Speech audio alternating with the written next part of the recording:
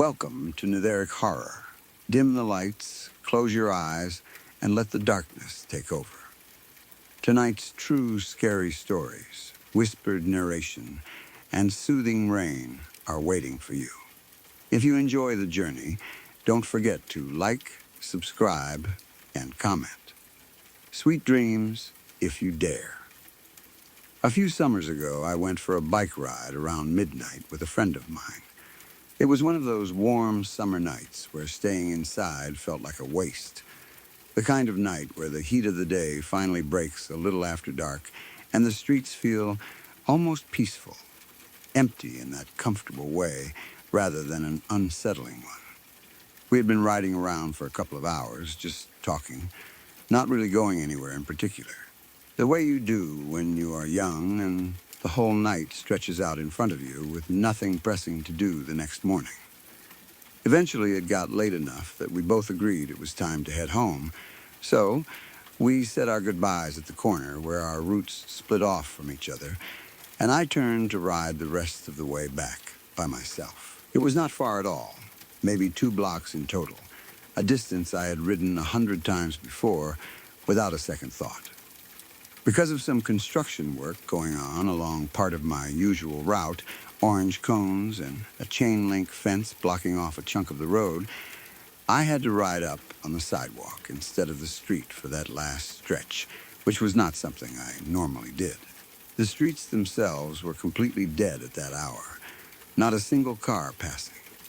Not another cyclist in sight. Just me and the quiet hum of streetlights, and the occasional distant bark of a dog somewhere behind a fence.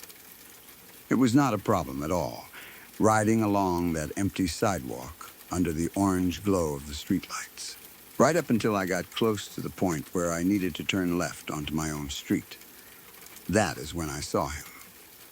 There was a man walking by himself up ahead on the sidewalk, going the same direction I was, maybe in his 40s from what I could tell in the dim light, a little scruffy, looking in his clothes and his hair.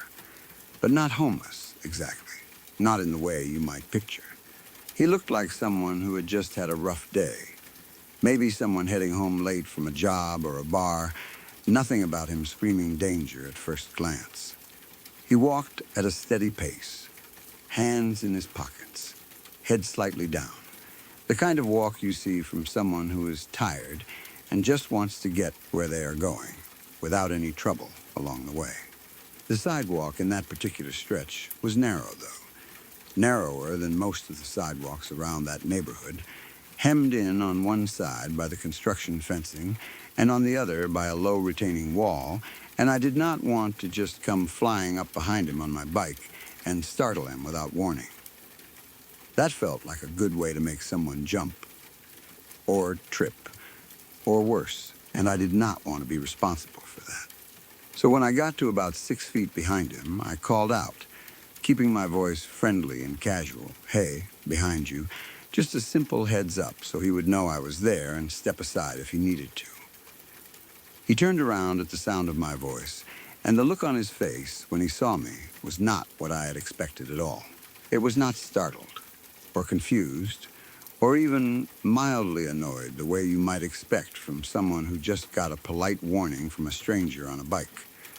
It was pure anger.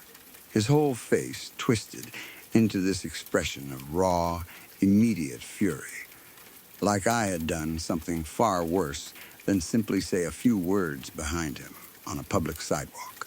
His eyes seemed to catch the streetlight in a strange way for just a second, and his jaw was clenched so tightly I could see the muscle working under his skin, even from where I sat on my bike. I remember that look staying with me, even as I quickly steered around him and kept pedaling, my heart already beating a little faster than it had been a few seconds earlier. I turned down onto my own street, thinking that would be the end of it, that he would just keep walking wherever he had been going and forget about the stranger on the bike who had spoken to him.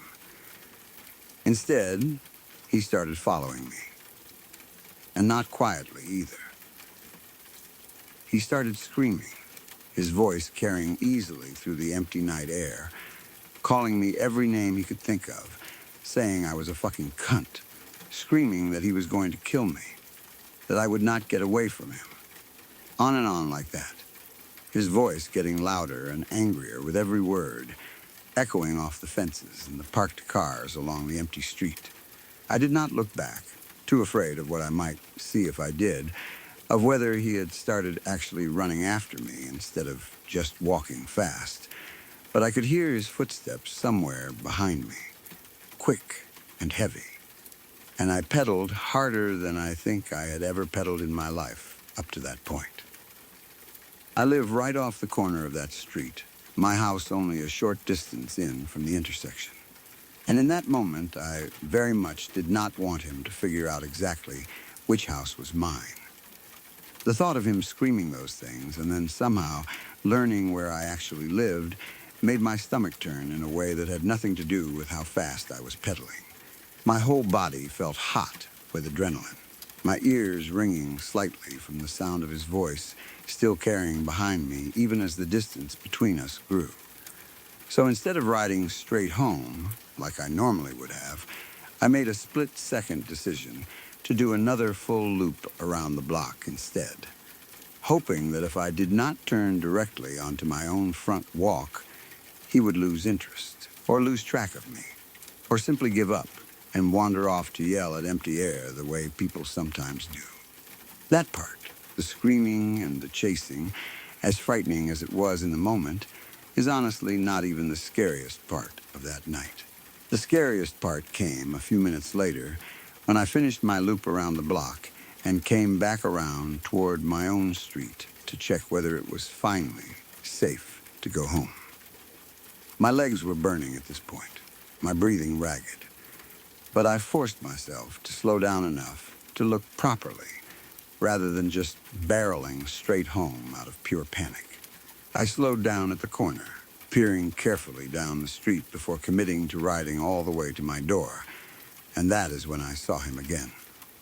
He was standing right on my front stoop, my actual front stoop, the steps leading up to my actual front door, standing there with his back mostly to the street, staring out at the road like he was waiting for something, like he already knew exactly where I was going to come from and was simply watching for me to appear. My stomach dropped in a way I do not think I have ever fully forgotten. There was no way, logically, that he should have known which house on that street was mine. I had never told him anything. I had barely even spoken more than 4 words to him, and yet there he was, standing on my own front steps in the middle of the night, staring down the street with this patient, unsettling stillness, like a man who was completely certain his patience was about to pay off. He must have heard my bike or seen my headlight, because he turned his head slightly as I rode past at the end of the block, staying as far to the opposite side of the street as I possibly could without actually stopping or slowing down. He saw me ride by that second time, I am almost certain of it, his head tracking the movement, but he did not say anything this time. He did not scream or chase or call out. He just watched me go, silent, standing there on my own front steps like he owned them, like he had every right in the world to be standing exactly where he was standing. There was something about that silence that scared me far more than the screaming had. When he was chasing me down the street shouting those things, at least his intentions were loud and obvious. Something I could react to. Something my body already understood how to run from. But this quiet version of him, standing perfectly still, watching without a word, felt like something else entirely. Like the anger from a few minutes earlier had cooled into something far more patient and far more calculated. And that thought alone was enough to make my hands shake harder on the handlebars than they had the entire ride so far. I did not stop. I did not even slow down enough to properly process what I was looking at until I was already several streets away, my legs pumping the pedals as hard as they could go, putting as much distance as possible between myself and that stoop. Every part of me wanted to keep looking back over my shoulder to make sure he was not somehow following again, but I forced myself to keep my eyes forward and just ride, focusing on nothing except getting as far away as possible, as quickly as possible. My mind kept replaying the image of him standing there, so calm, so completely at ease on my own front steps. And every time I replayed it, the wrongness of it hit me a little harder. The sheer impossibility of how he could have known which house was mine when I had never once mentioned it, never once slowed down near it, never once given him any obvious clue at all. I ended up riding straight back to my friend's house instead of going home, showing up at their door well past midnight, out of breath and shaking, trying to explain what had just happened in a way that made any kind of sense.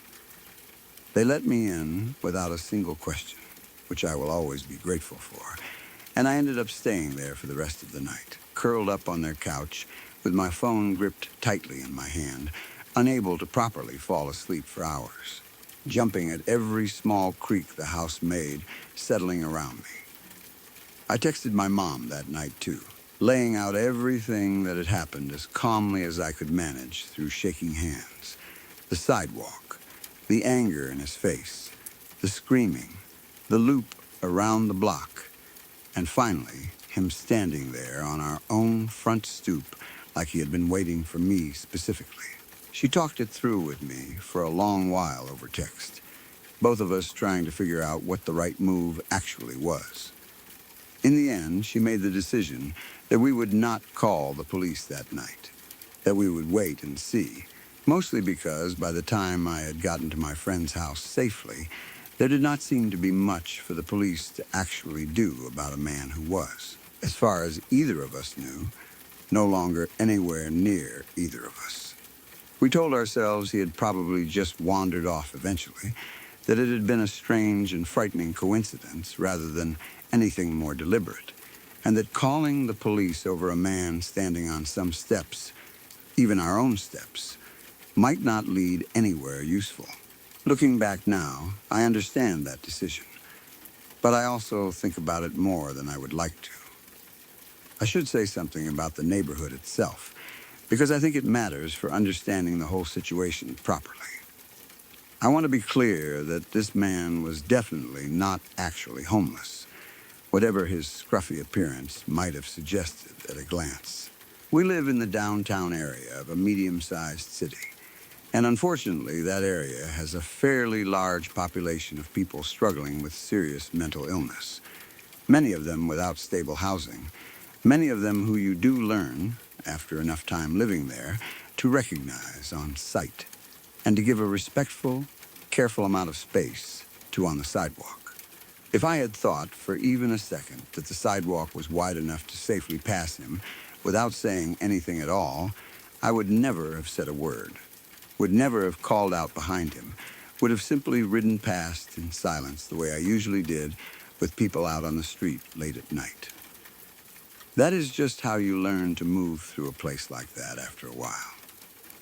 Quietly, respectfully, trying not to draw attention or disturb anyone unnecessarily, especially not late at night when everyone is more on edge than usual. Part of what made the whole encounter so unsettling, if I am being fully honest, was that he did not look particularly out of place for that part of town. He looked pretty much completely normal. The kind of face you could pass 100 times on that street and never think twice about. The sort of man you might see standing in line at the corner store during the day, buying a coffee, minding his own business, which somehow made the sudden explosion of anger, and everything that came after it, feel even more disturbing than if he had looked obviously threatening or unstable from the very start. There was nothing about him, in that first glance before he turned around, that would have made me hesitate to say those 4 small words behind him. 2 days after all of this happened, my bike was stolen. It had been sitting in the alleyway behind our house, chained up the way it always was, in the exact same spot it had sat in dozens of times before without any issue at all. I came out one morning to grab it and found nothing there but the empty cut lock lying on the ground where my bike should have been, the metal shining slightly where it had been sliced clean through. I stood there for a long moment, just staring at it, at the small pile of cut metal on the ground, my mind immediately jumping backward 2 nights to that man on my front steps, before I could stop myself from making the connection. I cannot prove, not in any way that would hold up to anyone else, that the theft had anything at all to do with that man from 2 nights before. It could easily have been a completely unrelated crime, the kind of ordinary bad luck that happens in any city, especially downtown, especially with a bike left out overnight in an alley, no matter how good the lock is. But given everything that had happened only 2 nights earlier, given the way he had screamed and followed me, given the image of him standing so calmly and so certainly on my own front steps, as though he already knew exactly where I lived, I could not shake the feeling, and still cannot fully shake it even now, that it was him. That he had found the house, after all. That he had waited, that he had come back for something, even if it was only my bike. We did end up calling the police after the bike was stolen, filing a report mostly for insurance purposes more than anything else, and I mentioned the man from 2 nights before during that conversation, though there was not much they could really do with a description that vague and no real evidence connecting the 2 events. The officer taking the report was polite about it, wrote everything down, told me to keep an eye out and to call again if anything else happened. Nothing else ever did happen, not directly. Not that I could point to and say for certain was connected. But I never rode my bike alone at night again after that summer. Not down that street, not anywhere close to it. And even now, years later, I still find myself glancing instinctively toward our old front stoop every single time I come home late, half expecting in some small and stubborn part of my mind to see someone standing there again, patiently waiting. I have told this story to a few friends over the years since it happened, usually late at night ourselves. Usually when someone else is trading their own strange story about something unsettling that happened to them once. Most people react the same way when I get to the part about him standing on my own front stoop. There's always this pause, this slight shift in expression, before they ask the same question, over and over. How did he know? I never have a good answer for that question, because I genuinely do not know myself. Maybe he had followed at a distance during my loop around the block without me noticing, staying just far enough back in the shadows that I never spotted him. Maybe it really was nothing more than an unsettling coincidence, a man wandering aimlessly who happened to stop and rest on the first set of steps he came across, which just happened to be mine. I want to believe that second explanation, the boring, harmless one, because it lets me sleep a little easier at night. But some nights, coming home late, keys already out and ready in my hand well before I reach my own front door, some small and stubborn part of me still is not entirely convinced. About 2 years ago, I was driving home from a family reunion pretty late at night, somewhere close to midnight by the time I actually got on the road. The reunion itself had been a good one, the kind where you end up staying far longer than you planned because you keep getting pulled into one more conversation, one more round of old photographs being passed around the table, one more cousin insisting you stay for just one more coffee before you go. The drive itself was supposed to take about 2 hours if everything went smoothly, and I had planned it that way on purpose, mapping it out earlier in the week so I would know exactly what time I needed to leave to still get a reasonable amount of sleep before my alarm went off.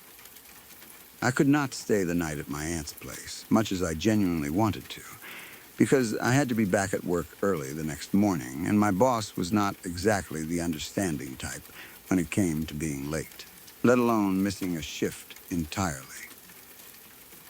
So after hugs and goodbyes that dragged on longer than I meant them to, The kind where you keep saying you really have to go now and then somehow end up standing in the driveway for another 10 minutes anyway.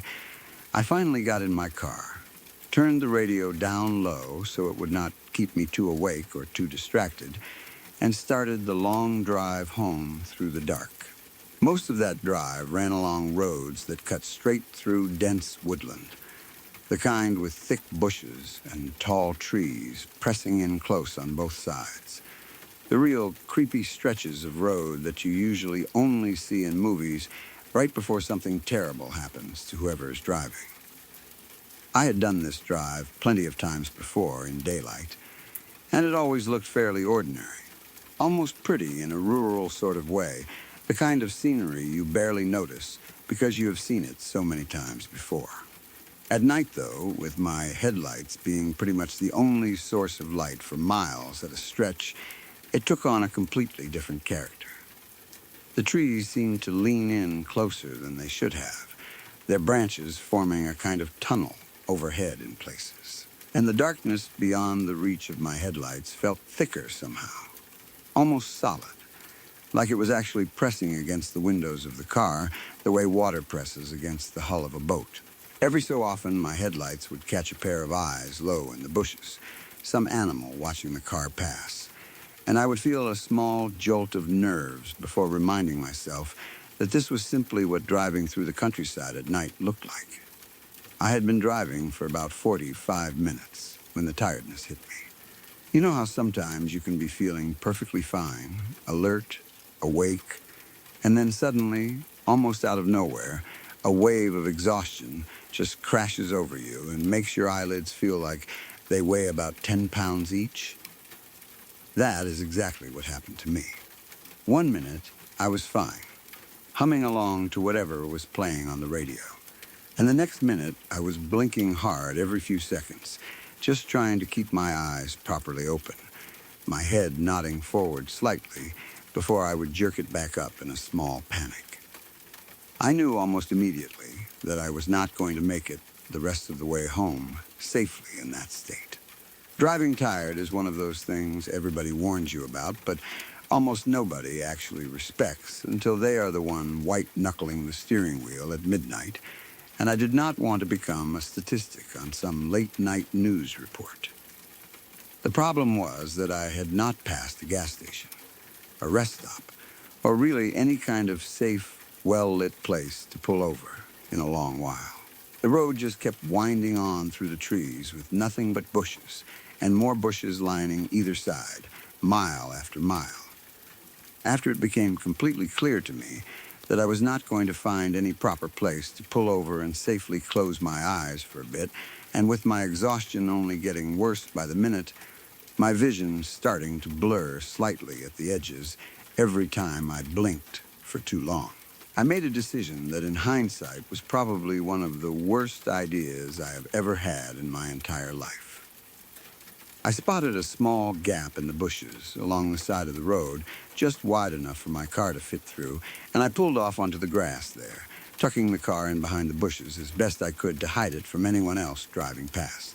Some part of me reasoned that hiding the car would keep me safer, that nobody would bother a vehicle they could not even see from the road, that a parked car sitting fully visible on the shoulder would draw far more attention than one tucked quietly out of sight. The road had not exactly been empty that night either.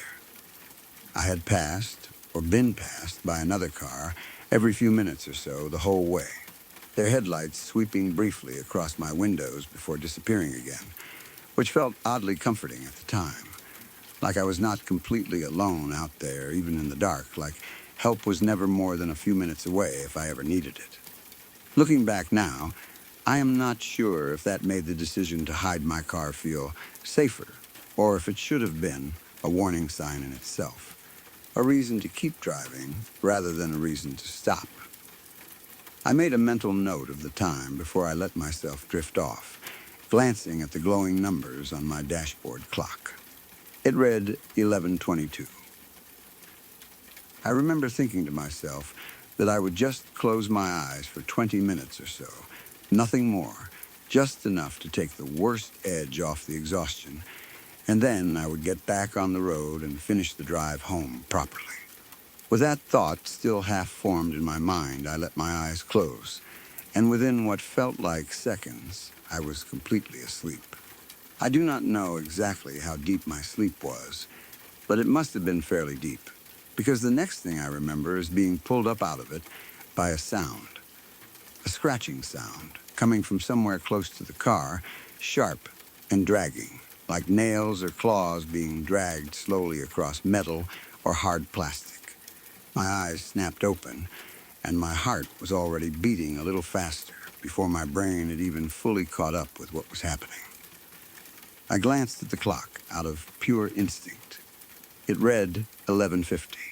The scratching stopped after a few seconds, fading out into silence just as quickly as it had started. I sat there for a moment in the dark, my heart still thudding, telling myself it was nothing. Probably just some animal. A raccoon or something similar poking around the outside of the car out of curiosity. Because I was still so exhausted. And because the sound had stopped, I did not bother turning around to look out the back window or checking my mirrors properly. I just let my eyes fall closed again and drifted back off, telling myself I would deal with it if it happened again. It did happen again.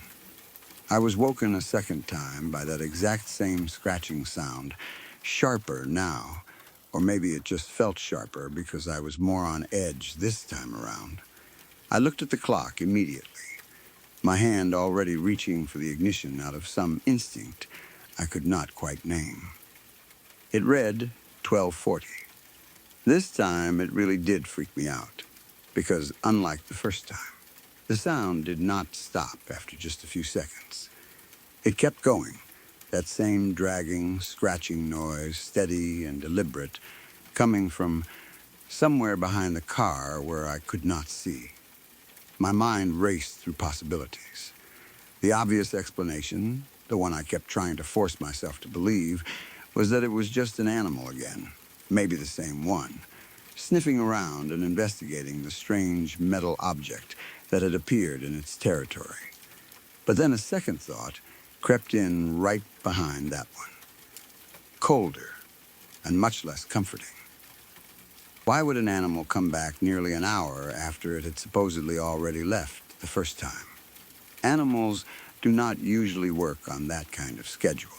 Something about the gap between the two sounds felt wrong in a way I could not fully explain to myself, sitting there alone in the dark with my hands gripping the steering wheel. I forced myself to look up into my rearview mirror, my eyes straining against the darkness behind the car.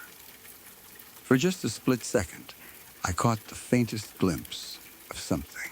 A shape, low to the ground, moving fast, disappearing into the tree line and the thick bushes at the edge of the road before I could get any real look at it. It was there, and then it was gone, swallowed up by the darkness of the forest almost instantly. My mind, already primed by exhaustion and adrenaline and the general creepiness of being alone on a dark forest road in the middle of the night, immediately jumped to every horror story I had ever heard about people sleeping in cars on quiet roads. You know the story that gets passed around about the killer with the hook for a hand. The one who supposedly scratched at a couple's car door while they sat there, terrified inside, and then killed the boyfriend the moment he made the mistake of stepping out to investigate the noise. I know it is just an urban legend. I know that logically, sitting here now in the daylight with a clear head, but in that moment, alone in the dark with my heart hammering, and that shape still burned into the edge of my vision, logic did not mean very much to me at all. Every small sound from outside the car suddenly felt loaded with meaning. The wind moving through the bushes, a distant animal call somewhere off in the trees, even the tick of my own engine cooling. I thought to myself, very clearly and very simply, that I was not about to find out the hard way, whether that story was true or not, urban legend or not. My hands were sweating against the steering wheel, even though the night air outside was cool, and I remember being acutely aware of every door lock in the car, mentally checking that I had locked them all before I had fallen asleep the first time, grateful that I had at least gotten that one thing right. I sat frozen for a few seconds, engine still off, just listening as hard as I possibly could, straining to hear if the scratching would start up again, or if whatever had made that sound was still out there, somewhere close by, watching the car.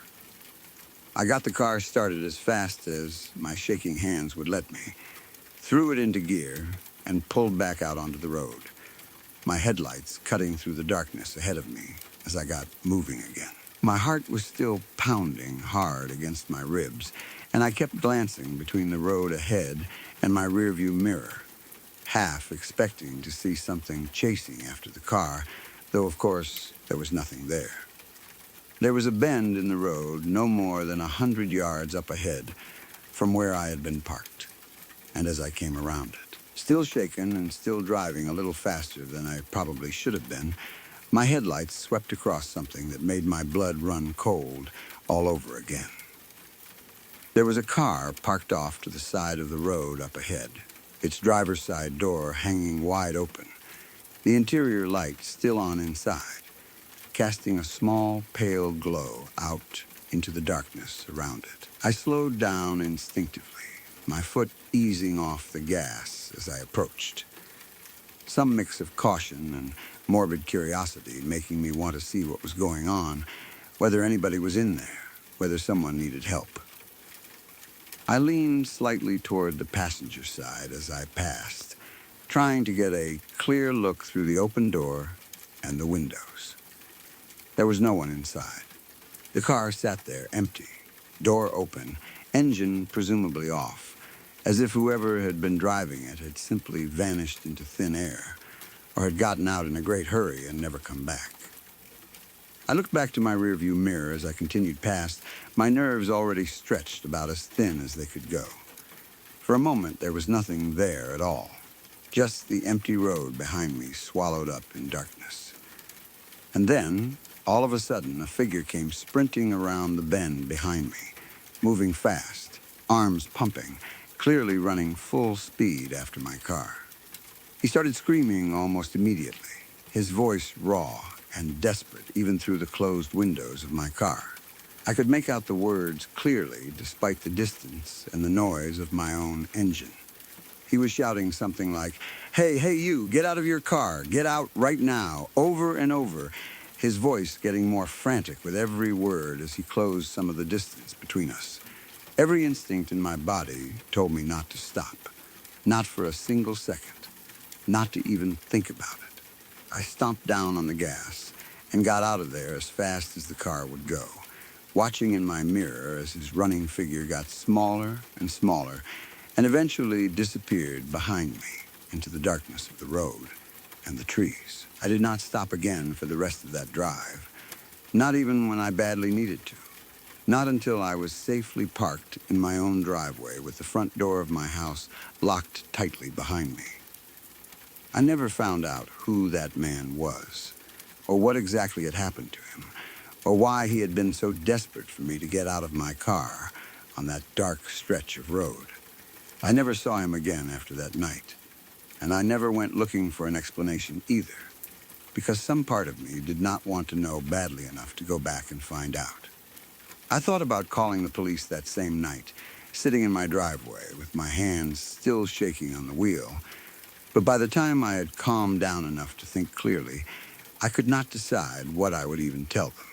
That I had illegally parked on the side of a forest road, heard some scratching, and then driven past an empty car with a screaming man chasing after me. It sounded insane even inside my own head, and some part of me was embarrassed at how the whole thing would look written down in a police report, so I never made the call. And I have regretted that small silence more than once since. I do not know if the scratching at my car and the empty vehicle with its door hanging open and the screaming man were all connected somehow, or if I had simply stumbled into two separate nightmares stacked right on top of each other during one very unlucky drive home. I have turned that night over in my head more times than I can count since then, lying awake some nights running through every detail again, trying to piece together some explanation that makes sense of all of it, and I have never quite managed it.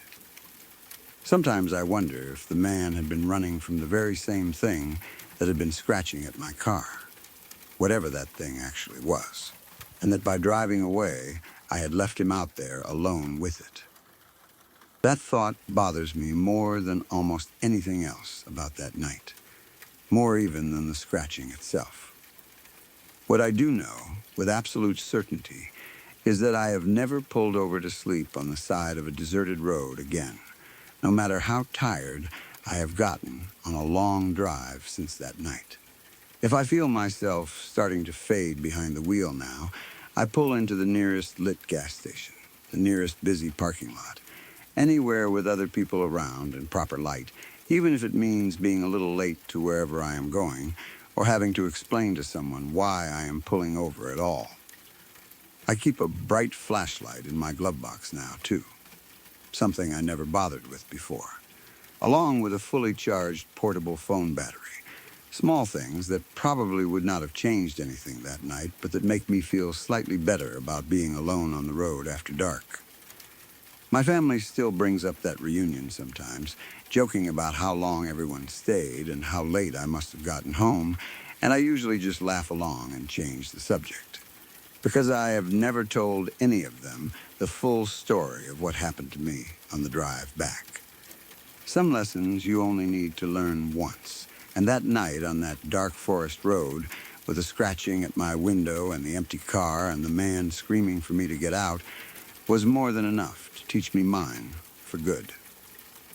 I used to think the woods behind my town were the safest place in the world. I had walked those trails since I was a kid, long before I even had a proper reason to be out there alone, back when my parents would let me wander as far as the old stone bridge and no further. Over the years, that boundary stretched further and further, until by the time I was an adult, I knew every bend, every fallen log, every place where the light broke through the leaves in a certain way at a certain time of day. I could have walked half of those paths blindfolded. That is why, a few years ago, on an ordinary afternoon that felt like 100 other afternoons before it, I decided to go off the beaten path a little. I wanted some quiet. I wanted to get away from my phone, from my job, from the noise that seemed to be constantly buzzing around in my own head that week. I had no idea that walking 20 feet off a trail I had walked 100 times before would change the way I slept for years to come. It started with a smell.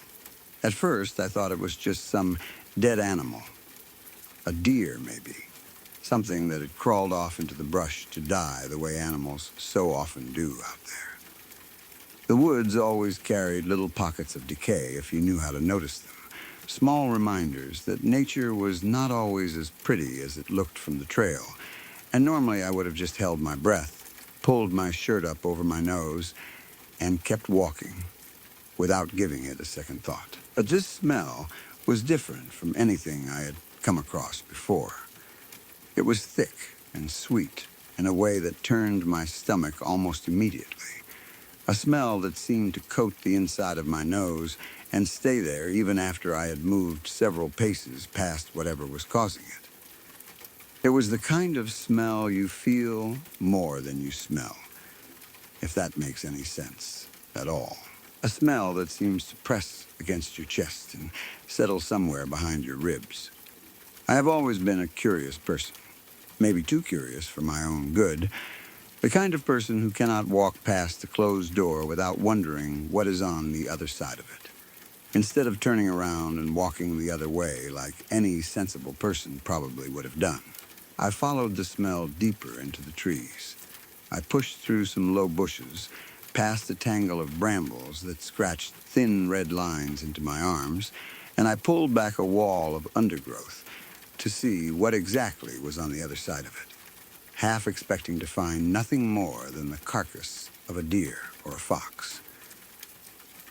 I found him lying there instead, in a small clearing, half hidden by ferns and fallen branches, as if the forest itself had been slowly and patiently trying to swallow him whole and hide away the evidence of what had happened. He had clearly been there for some time, days at the very least, maybe longer than that. I am not going to pretend I am some kind of expert on decomposition, but even someone with absolutely no experience at all could have looked at him and understood that this had been going on for a good while.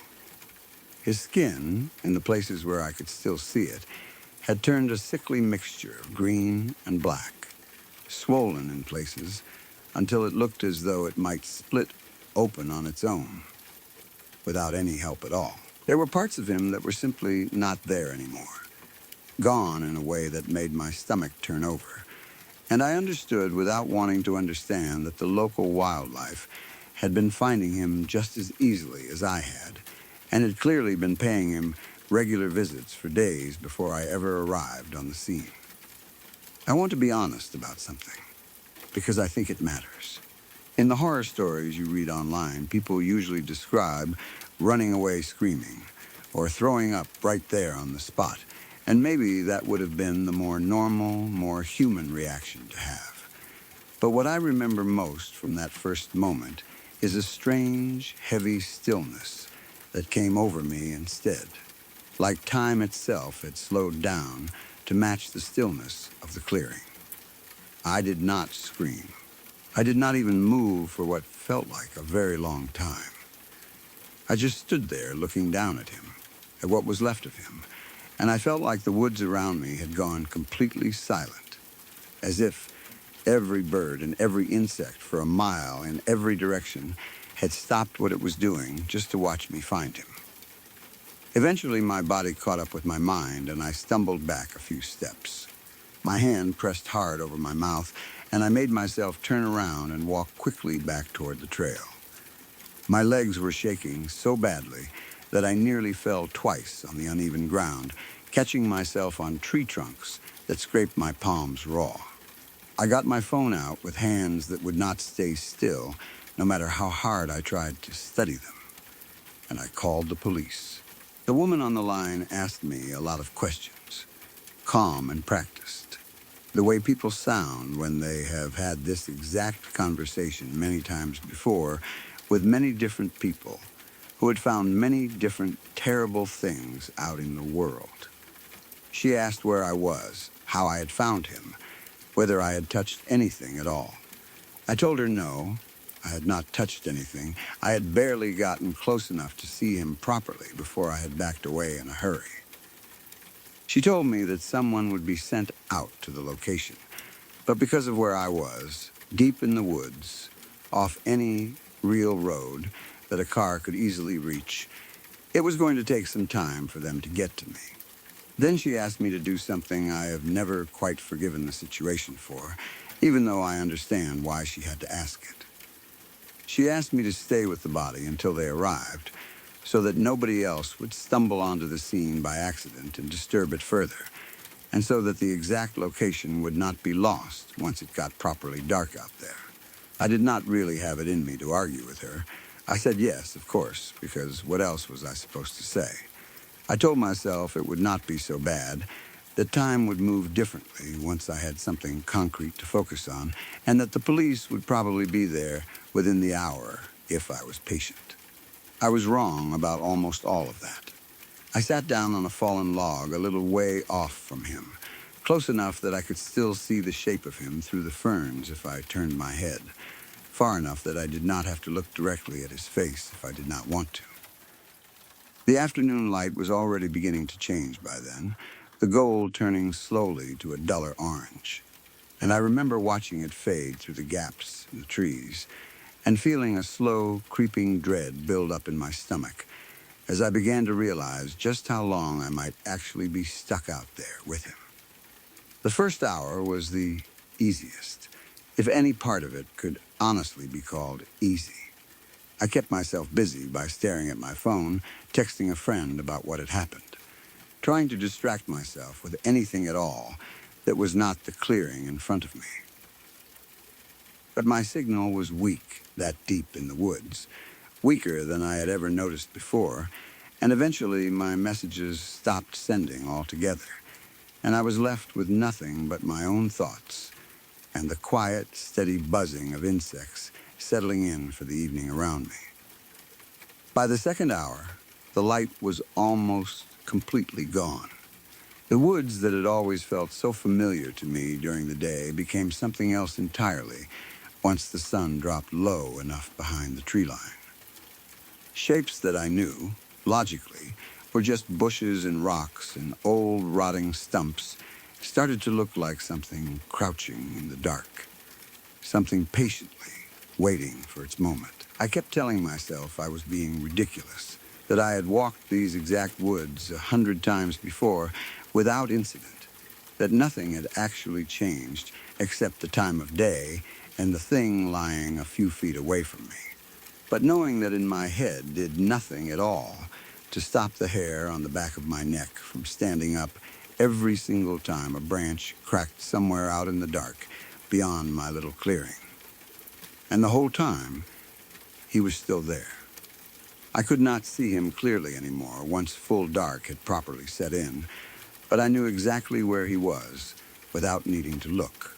And something about not being able to see him clearly made the whole situation worse rather than better. My mind kept filling in the details my eyes could no longer provide me with, imagining the shape of him shifting slightly in the ferns, imagining small sounds that might have been settling leaves, or might, my tired brain kept insisting, have been something else entirely. I do not know exactly how long I sat there in total darkness before the police finally arrived, their flashlights cutting bright white lines through the trees, their voices calling out to each other to make sure they were heading toward the right person in the right part of the woods. It felt like half the night had passed, though I am fairly sure now that it was not quite that long in reality.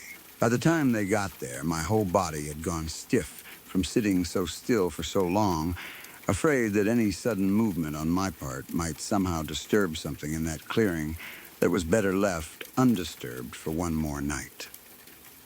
The officers were kind enough, all things considered, given the circumstances. They thanked me for staying, took my full statement there in the dark with a small flashlight propped against a rock, wrote down my details, and told me I was free to go home once I had answered all of their questions. Walking back out of those woods that night, lit only by the flashlight on my phone and the occasional beam from an officer's torch swinging through the trees ahead of me, was one of the longest walks of my entire life. I did not look behind me once on that walk, though I felt the strangest, strongest urge to the entire way.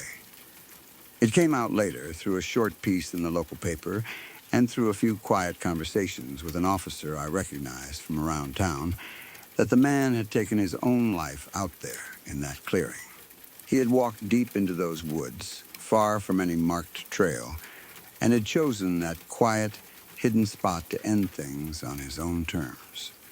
Nobody had gone looking for him because, from what I understood at the time, nobody had realized quickly enough that he was even missing. He had been lying out there for days before I found him purely by accident, following a smell that I really should have just ignored and walked away from that afternoon. I told myself in the days that followed that the worst part of it was finally over. I had found him, I had done what I was legally and morally supposed to do, I had given my statement to the officers, and now it was someone else's job entirely to handle the rest of it.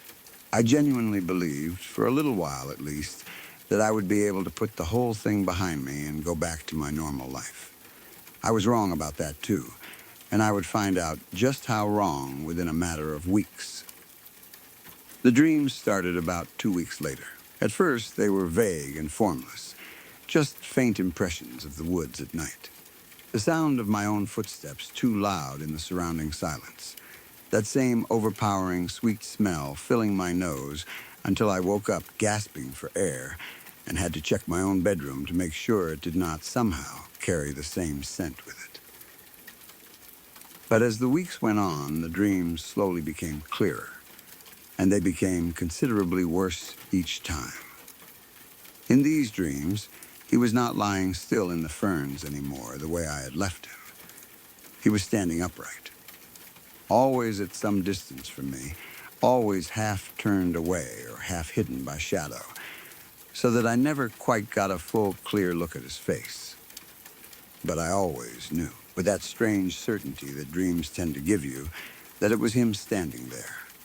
He did not move quickly toward me or lunge or do any of the things you might expect from a typical nightmare. He just stood there in the dark, and he talked to me. I do not want to repeat everything he said in those dreams, because even now, years later, some of it still makes my skin crawl to think about too closely. But the core of it never really changed much from dream to dream. He told me I had disturbed him.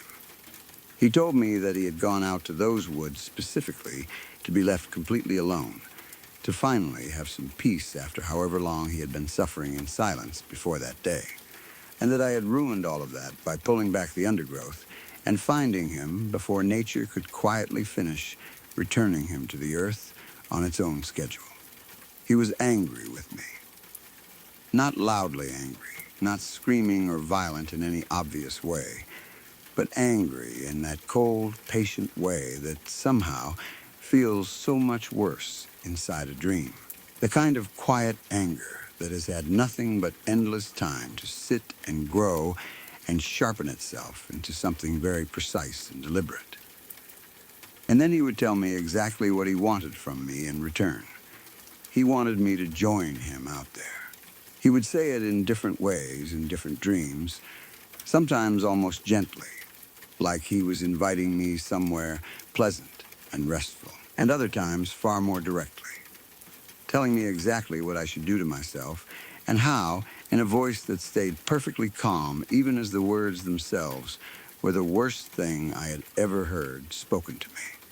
I would wake up from those dreams with my heart slamming hard against my ribs, completely certain for the first few disorienting seconds that I was still out there in that clearing with him, that the walls of my own bedroom were just more trees closing in around me in the dark. For a long stretch of time, those dreams came almost every single night, without fail. I dreaded going to sleep the way you might dread walking into a room you already know holds something bad waiting inside it. I started leaving lights on all over the house, which of course helped absolutely nothing, since the dreams did not seem to care in the slightest whether my actual bedroom was dark or not. I lost a noticeable amount of weight during that period because I was too tired and too on edge most days to eat properly, and I remember more than one morning sitting alone at my kitchen table, just staring at nothing at all, trying to convince myself over and over that none of it was real, that it was simply my own mind processing something genuinely traumatic in the only clumsy way it knew how to. I did eventually talk to someone about it, because I could feel it slowly wearing me down in ways that were starting to bleed into the rest of my life, into my work, into my relationships with the people closest to me, who had started to notice something was clearly wrong. Talking about it openly helped, at least a little bit. The dreams slowly became less frequent over time, spreading out from every single night to a few times a week, then eventually to just occasionally, usually triggered by something completely unrelated on the surface, like a certain smell in the air or a walk through a stretch of trees that reminded me too much of that place. I know, rationally, sitting here writing this out now, that it was almost certainly nothing more than my own mind working hard to process something genuinely horrific that it had no good, healthy way of dealing with on its own. Finding a body is not something most people are ever truly prepared for, no matter how many crime shows they have watched. And sitting alone with one in the pitch dark for hours on end only made that whole experience dig itself deeper into whatever part of the brain handles fear and long-term memory. I understand all of that logically. I have read about it since. I have had it patiently explained to me by people who know far more about how the mind works than I ever will. But understanding something intellectually does not always make it stop feeling real when you are lying awake at 3 in the morning. Because he still comes back, even now, years after it all happened. Not often anymore, thankfully. Not every week or even every month like it used to be. But every so often, usually when I least expect it, and have almost let my guard down completely, I will find myself back in those woods in a dream. And I will smell that same sweet, sickening scent again before I even see him standing there. And I will know, with that same unshakable dream certainty as always, that he is somewhere close by, just out of clear sight, patiently waiting for me to notice him one more time. And every single time, without a single exception so far, he tells me the exact same thing he always has. That I disturbed him that day. That he wants me to join him out there permanently. That he has been waiting patiently and quietly for me to finally listen to him properly. I try very hard not to think about any of it too much during the daylight hours.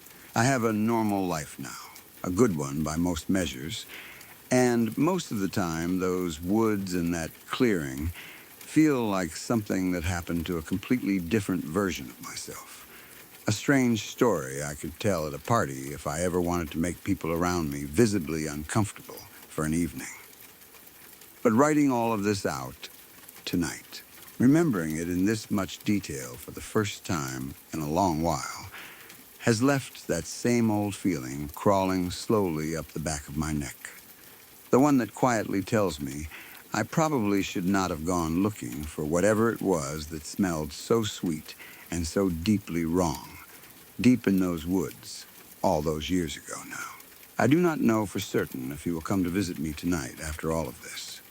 Some part of me, the part that still remembers exactly how dark those woods got while I sat there waiting for hours right beside him, thinks that he probably will. My house sits farther back in the lot than most other houses on the street, tucked in behind a longer stretch of front yard than any of our neighbors have, which always made it feel a little more separated from everything else around it, a little more isolated even though technically it sat right in the middle of an ordinary suburban neighborhood like any other. It was one of those quirks of the property that we never thought much about day to day. The extra distance between our front door and the sidewalk, the wider stretch of grass out front. But looking back now, I think it probably shaped a lot of my sense of what felt safe and normal in that house without me ever really noticing it consciously. The layout of the place is strange, too, different from most houses I have ever been in. There is a sidewalk that runs directly along the length of the living room, right up close to the house itself, rather than out near the street the way sidewalks usually are, and it ends right at the front porch, which then leads straight into the living room through the front door. So anyone walking that stretch of sidewalk is really walking right alongside the living room the entire time. Close enough to see clearly through the windows if they wanted to. Close enough that on a normal evening you could hear footsteps passing by without even trying to listen for them. The living room itself has these large windows that do not open at all, fixed panes of glass built for one purpose only. And that purpose is definitely not ventilation. They let in an incredible amount of natural light during the day, which had always been one of my favorite things about that room. The way sunlight would pour across the couch and the floor in the mornings, making the whole space feel bright and open in a way a lot of houses just do not manage. My mom used to say that room was the whole reason she fell in love with the house when we first moved in, how it felt more like a sunroom than a regular living room most mornings. But that same feature comes with an obvious cost. which is that there's essentially no privacy in that room at all. Anyone standing on that sidewalk or on the porch can see directly into the living room without any real effort, and there is nothing you can do about that except keep the curtains drawn, which we did not always remember to do, especially late at night when nobody was thinking much about who might be walking by outside. The rest of my family had gone on vacation that particular week, leaving me behind because of work obligations that made it impossible for me to join them, and having the entire house to myself for the first time in longer than I could remember, I decided that the responsible thing to do was absolutely not the plan I ended up going with. I decided I would get thoroughly, completely smashed, alone, in an empty house on a random weeknight. Because that seemed like exactly the kind of harmless fun a person deserves when they suddenly find themselves with an entire house and total freedom for a few days straight. No one around to ask what time I was planning on going to bed or how much I had actually had to drink. I do not remember every detail of that evening with perfect clarity, for obvious reasons. But I do remember starting on the couch in the living room sometime in the early evening, drink in hand, television playing something in the background that I was only half paying attention to. And I remember that steady, familiar process of one drink slowly turning into several more than I had originally planned on having. By around 9 o'clock, the alcohol had thoroughly caught up with me, and I ended up passing out right there on the couch, still fully dressed. The television still glowing away in front of me, never even making it the short distance down the hallway to my own bedroom. I actually remember, in that last hazy stretch before I fully passed out, having some vague, sluggish thought that I probably should try to make it back to my room properly instead of just crashing on the couch, but the thought arrived too late and too weakly to actually get me moving. My body had already decided the couch was where the night was ending, right there under those big windows that did not open, in a living room with essentially no privacy at all from the sidewalk running just outside. I woke up suddenly, sometime later, with absolutely no warning and no clear reason that I could immediately identify. There was no dream that I remembered, no obvious external sound that had pulled me out of sleep in that first instant. Just a sudden, total return to full alertness that felt almost violent in how abrupt it was. Along with that sudden waking came a severe case of the chills, my whole body covered in goosebumps, a cold, prickling sensation running across my skin that had nothing to do with the actual temperature of the room. I could not figure out at first why my body was reacting that way, why some deep instinctive part of me had apparently decided something was very wrong before my conscious mind had caught up with any actual evidence to support that feeling. Then the banging started. It came from directly above me, from the window right over the couch where I was lying, and it was loud, hard, deliberate pounding against the glass, the kind of sound that leaves absolutely no room for misinterpretation as something ordinary or harmless whatsoever. I did not move. Every instinct I had told me to stay completely still, to not give away that I was awake and aware of what was happening, and somehow, drunk and disoriented as I still partially was, my body listened to that instinct without me having to consciously think it through. I did not sit up, did not shift my position on the couch, did not do anything at all that might draw attention to the fact that I was suddenly wide awake down here on the couch. But I did open my eyes, slowly and carefully, and I looked straight up at the window above me. Someone was standing there, right up against the glass, close enough that I could make out the shape of a person clearly, pounding on the window with what sounded like their fist, the impacts echoing through the quiet, empty house in a way that made my heart feel like it had stopped completely in my chest. I could not make out any real detail about who it was, not with the angle I was looking from, and the darkness outside. Just the unmistakable shape of a person standing right there on the other side of that thin pane of glass, hitting it hard enough that I half expected it to crack at any moment.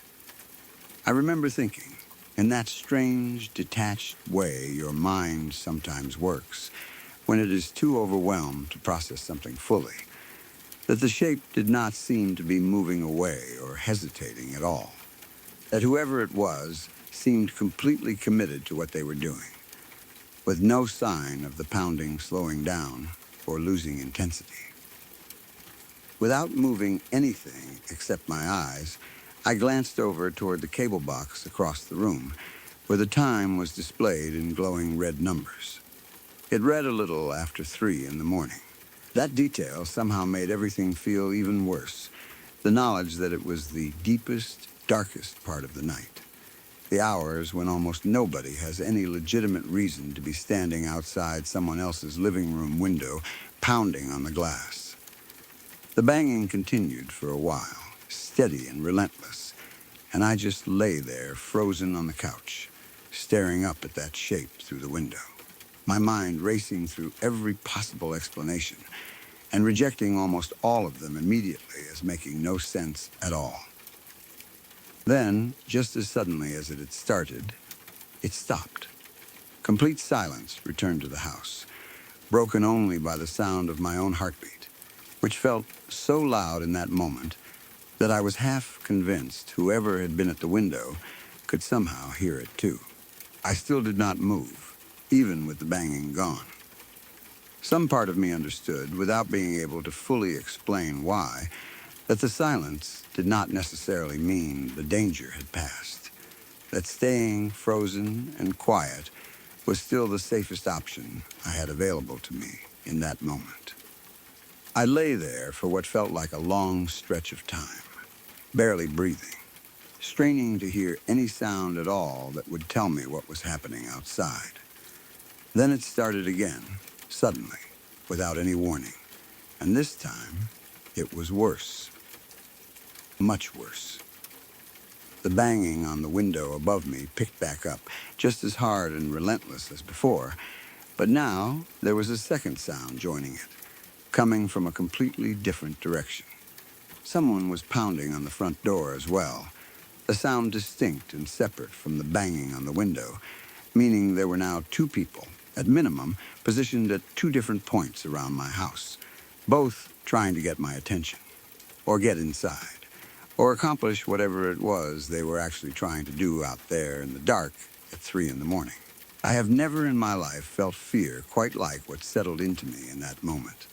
Lying perfectly still on that couch, listening to 2 different people banging on 2 different parts of my house at the same time, completely alone, with no way to call for help, without moving, and potentially revealing that I was awake and aware and vulnerable down here in a room that offered no privacy at all from outside.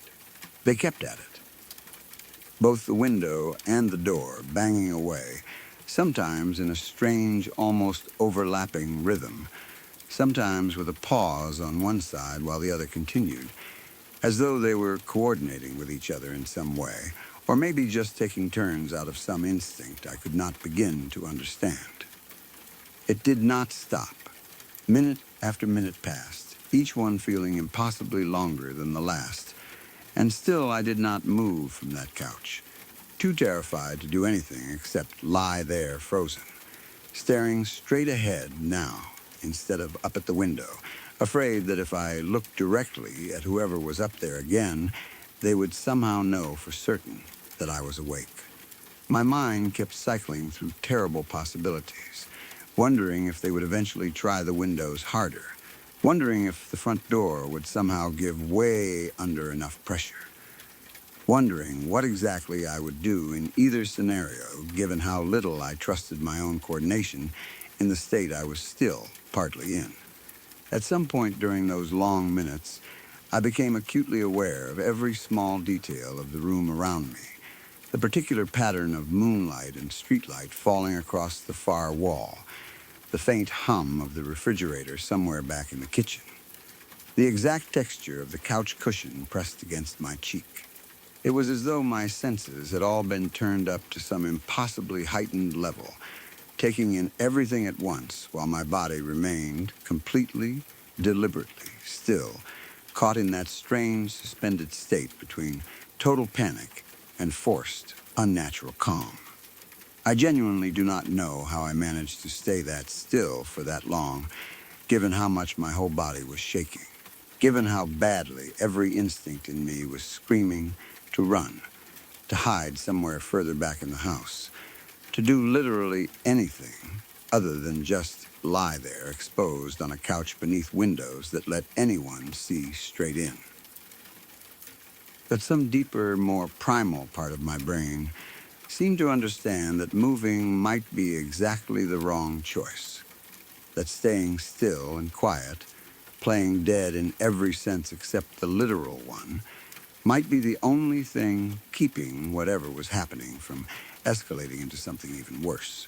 I thought, absurdly, of every piece of advice I had ever heard about encountering dangerous animals in the wild, about how sometimes staying perfectly still is the safest thing a person can do.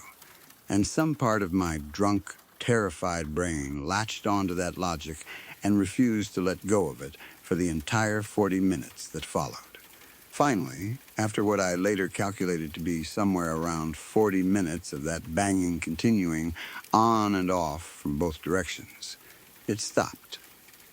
Properly stopped this time, not just a brief pause before starting up again the way it had the first time. I lay there afterward for what felt like an eternity, still not moving, waiting to see if it would return again. My whole body still rigid with fear, my ears straining for any sound at all from outside. Eventually, once enough time had passed that I felt some small measure of confidence that it was actually over, I finally allowed myself to move, sitting up slowly on the couch, my whole body aching from having stayed frozen in one position for so long. I did not go check the door. I did not go look out any window. I simply grabbed my phone, checked that all the doors were still locked from where I was sitting using an app connected to the house, and stayed sitting upright on that couch for the rest of the night, wide awake, watching the front door and the window above me in equal measure, until the sun finally started coming up, and the room slowly filled with that same bright morning light that had always been one of my favorite things about it, though it felt like cold comfort after everything that had just happened. It was, without question, the single most terrifying event I have ever experienced in my life, before or since. It left me a genuine nervous wreck for a long time afterward, jumping at small sounds, checking and rechecking locks obsessively, unable to relax properly in that living room again, even during broad daylight, always half aware of those big windows and how easily anyone could stand right outside them and see exactly what I was doing inside. I started keeping the curtains drawn permanently after that, even during the day, even though it meant losing that beautiful natural light I had always loved so much about the room. It felt like a fair trade at the time, sacrificing the brightness for even a small illusion of privacy, though I know logically that thin fabric would have done very little to actually stop anyone determined enough to get through it. For weeks afterward, I found myself avoiding that couch entirely, sleeping instead on an air mattress dragged into my actual bedroom, even after my family returned from their vacation and the house was full of people again. I never told my parents the full details of what had happened that week, worried they would think I had simply imagined the whole thing in a drunken haze, though I knew with complete certainty that what I had experienced that night was real. The chills, the sound, the two distinct shapes at two distinct points around the house, none of that could be explained away as some alcohol-induced hallucination, no matter how much easier it might have been to believe that instead. The next day, still shaken and barely having slept at all, I called a close friend of mine to ask if he would be willing to come stay with me for the rest of the week, at least until my family got back from their vacation, just so I would not have to be alone in that house again after what had happened. I remember pacing back and forth in the kitchen while I explained the whole thing to him over the phone, my voice still shaky, my hands still not entirely steady, even though it was the middle of the afternoon and bright sunlight was pouring through every window in the house. His response, delivered in that particular deadpan tone he always used when he thought something was both funny and completely insane at the same time, was simply, "What the fuck for? So that we can both be murdered in our sleep instead of just you."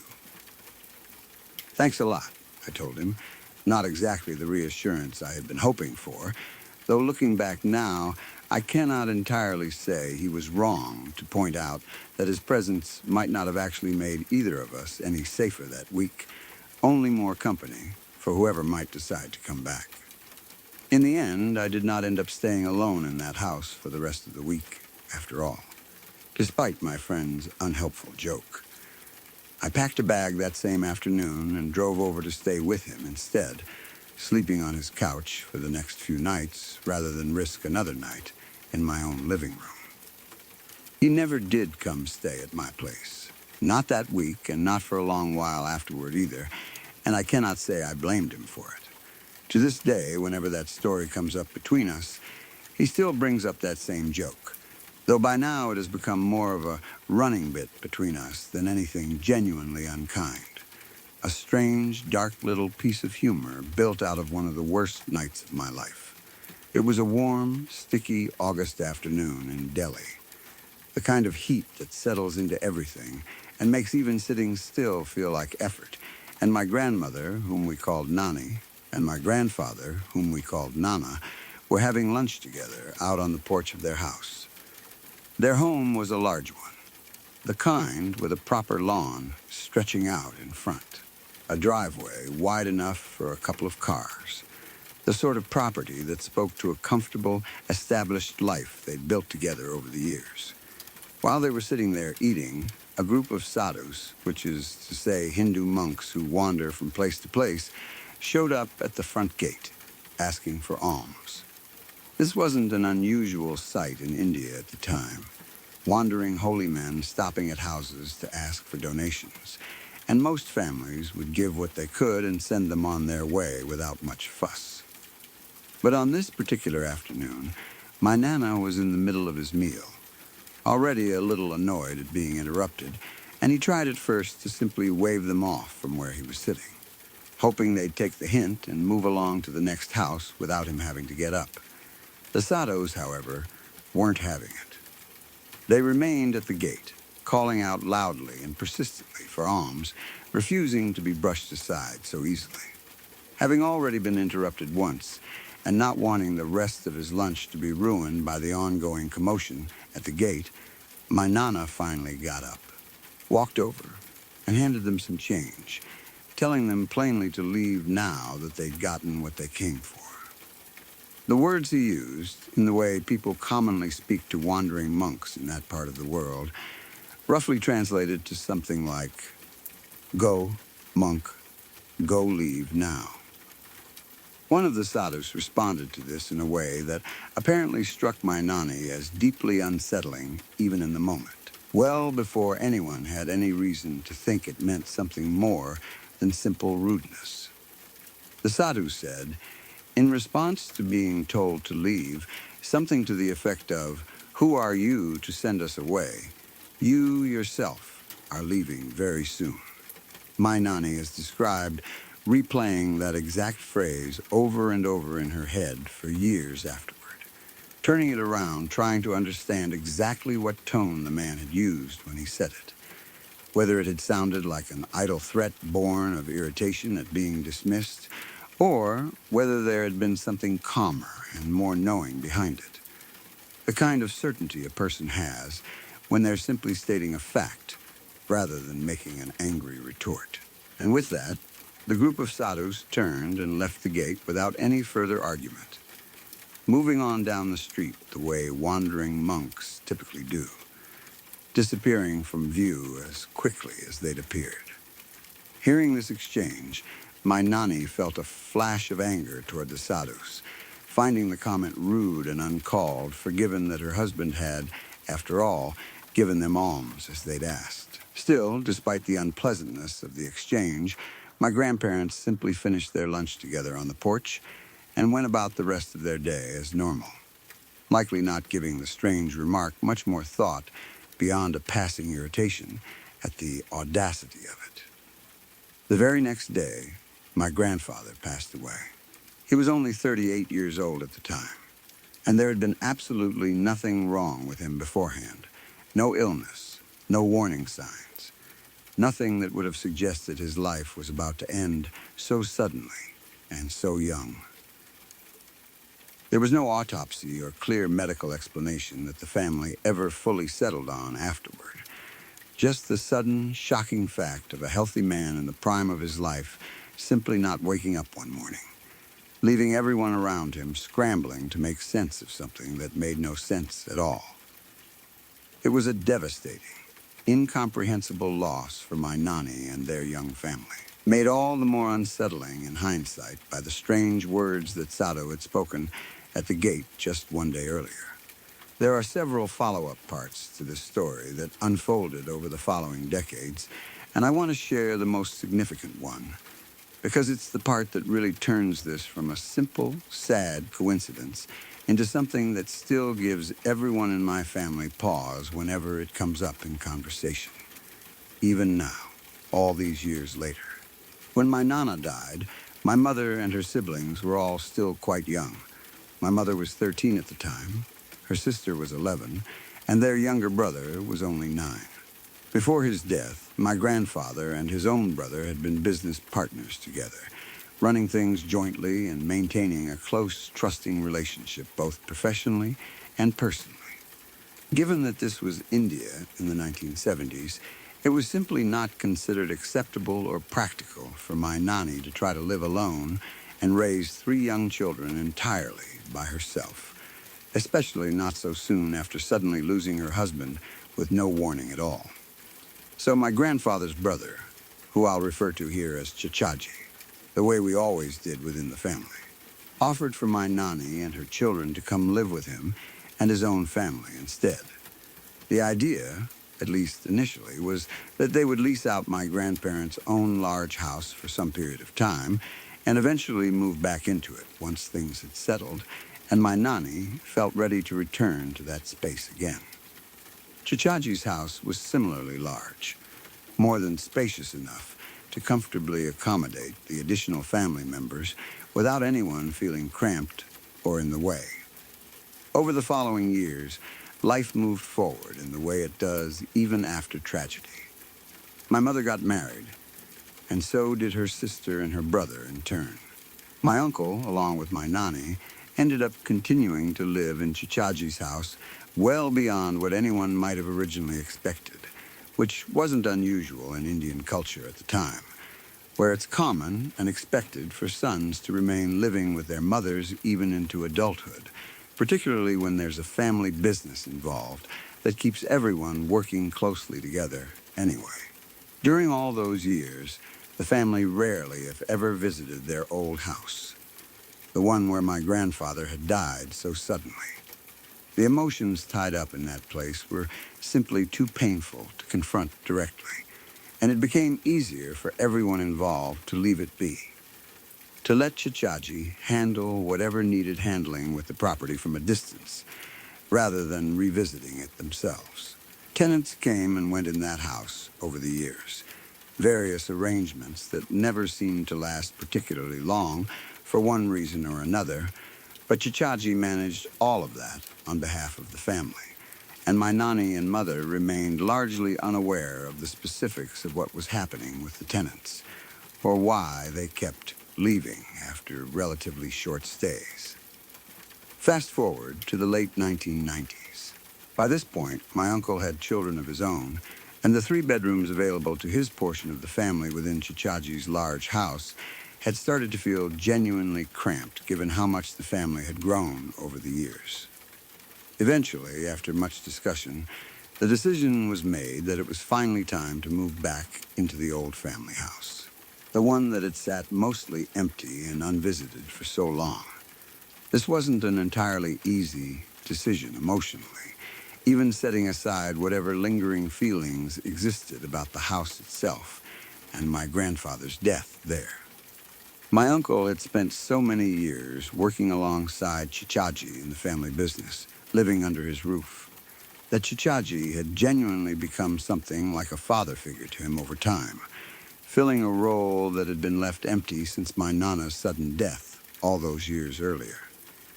Deciding to finally move out, even for entirely practical reasons related to space, carried its own emotional weight for everyone involved. Eventually, it was decided that the family would go take a look at the old house together, assess what kind of restoration or renovation work might be needed, and begin planning for the move as soon as reasonably possible. My cousins and I tagged along that day with my uncle and aunt to see the house for ourselves. Most of us having little to no real memory of the place, given how long it had been since anyone in the family had properly lived there. When we arrived, the house looked exactly as neglected as you might expect after being left largely uninhabited for a decade or more. The lawn out front had grown wild and overgrown. The paint on the exterior walls was peeling and scraped in places. Dead leaves had piled up in the corners of the property where nobody had bothered to clear them away. It was, visually, exactly the kind of forgotten, weathered property you'd expect from a house that had sat mostly empty since sometime in the mid-1980s. Stepping inside only reinforced that same impression at first. There was a thick layer of dust coating nearly every surface inside the house, at least an inch deep in most places.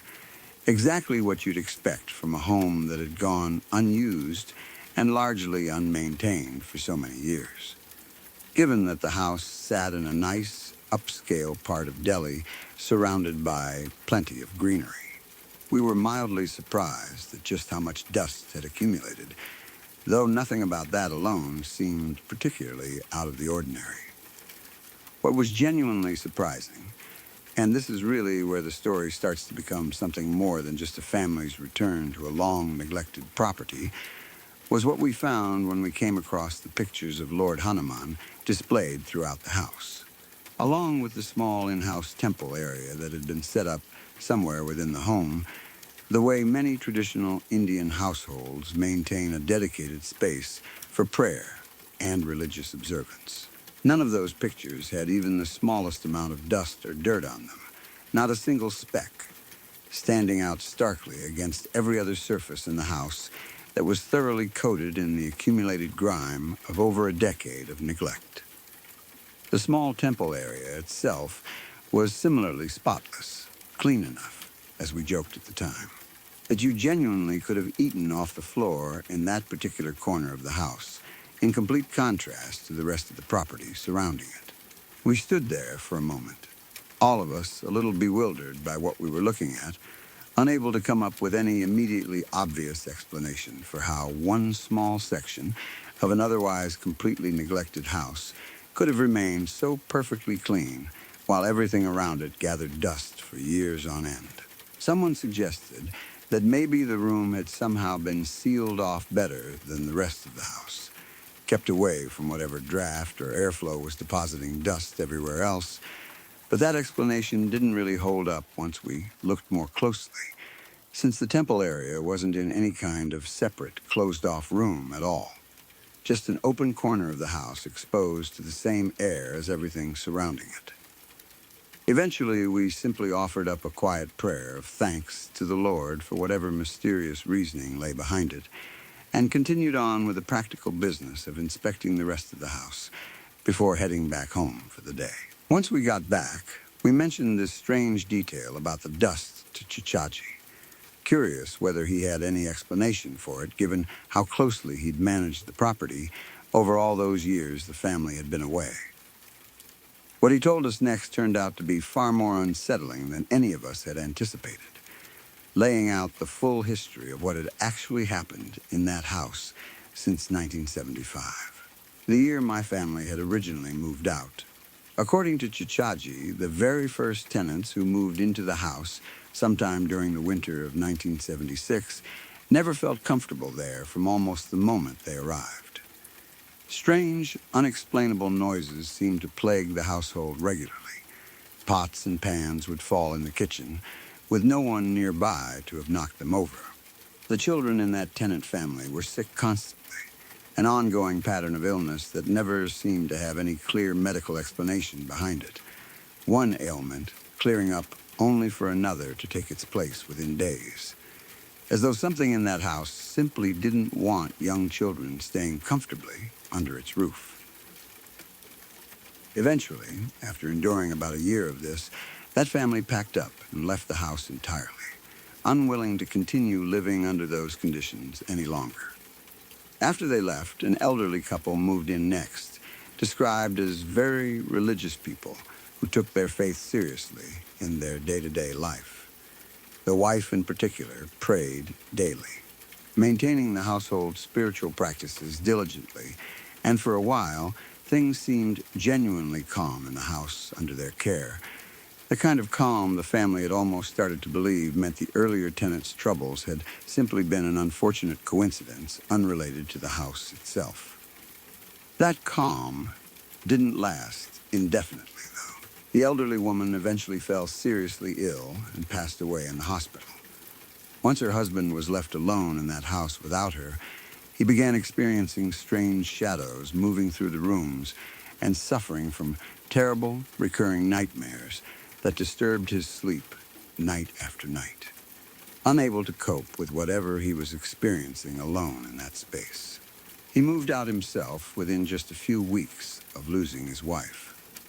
After that, the property was leased out to a corporate company, which began using it as a sort of guest house for visiting employees and business associates passing through Delhi. According to Chichaji, guests who stayed there even once would specifically request to be booked into a hotel instead on any future visits to the city, clearly unwilling to stay in that particular house again, no matter how convenient or cost-effective it might otherwise have been for the company. One of them, according to what Chichaji had heard secondhand through the company's own local staff, refused to even discuss specifics of what they'd experienced there, waving off questions and simply insisting they'd rather cover the cost of a hotel themselves than spend another night in that guest house, no matter how the conversation was steered or how many times colleagues pressed for more detail. Despite having signed a 5-year lease on the property, the company ended up using it for less than a single year before effectively abandoning the arrangement. Word eventually spread around the local area that the house was considered haunted, and after that, finding anyone else willing to lease the property became essentially impossible. Despite everything Chichaji had just described, my uncle went ahead with preparing the house properly, arranging whatever repairs and cleaning were necessary, and the family finally moved back in on the 1st of January in the year 2000, choosing that particular date partly for its symbolic sense of a fresh start, and partly because it simply lined up with when the necessary work on the house had finally been completed. From that point onward, right up through the time this story was being told, no supernatural occurrence of any kind had happened to my uncle's family while living there. Whatever had disturbed every single tenant before them seemed to have no interest whatsoever in bothering my grandfather's own direct family once they finally returned to the house themselves.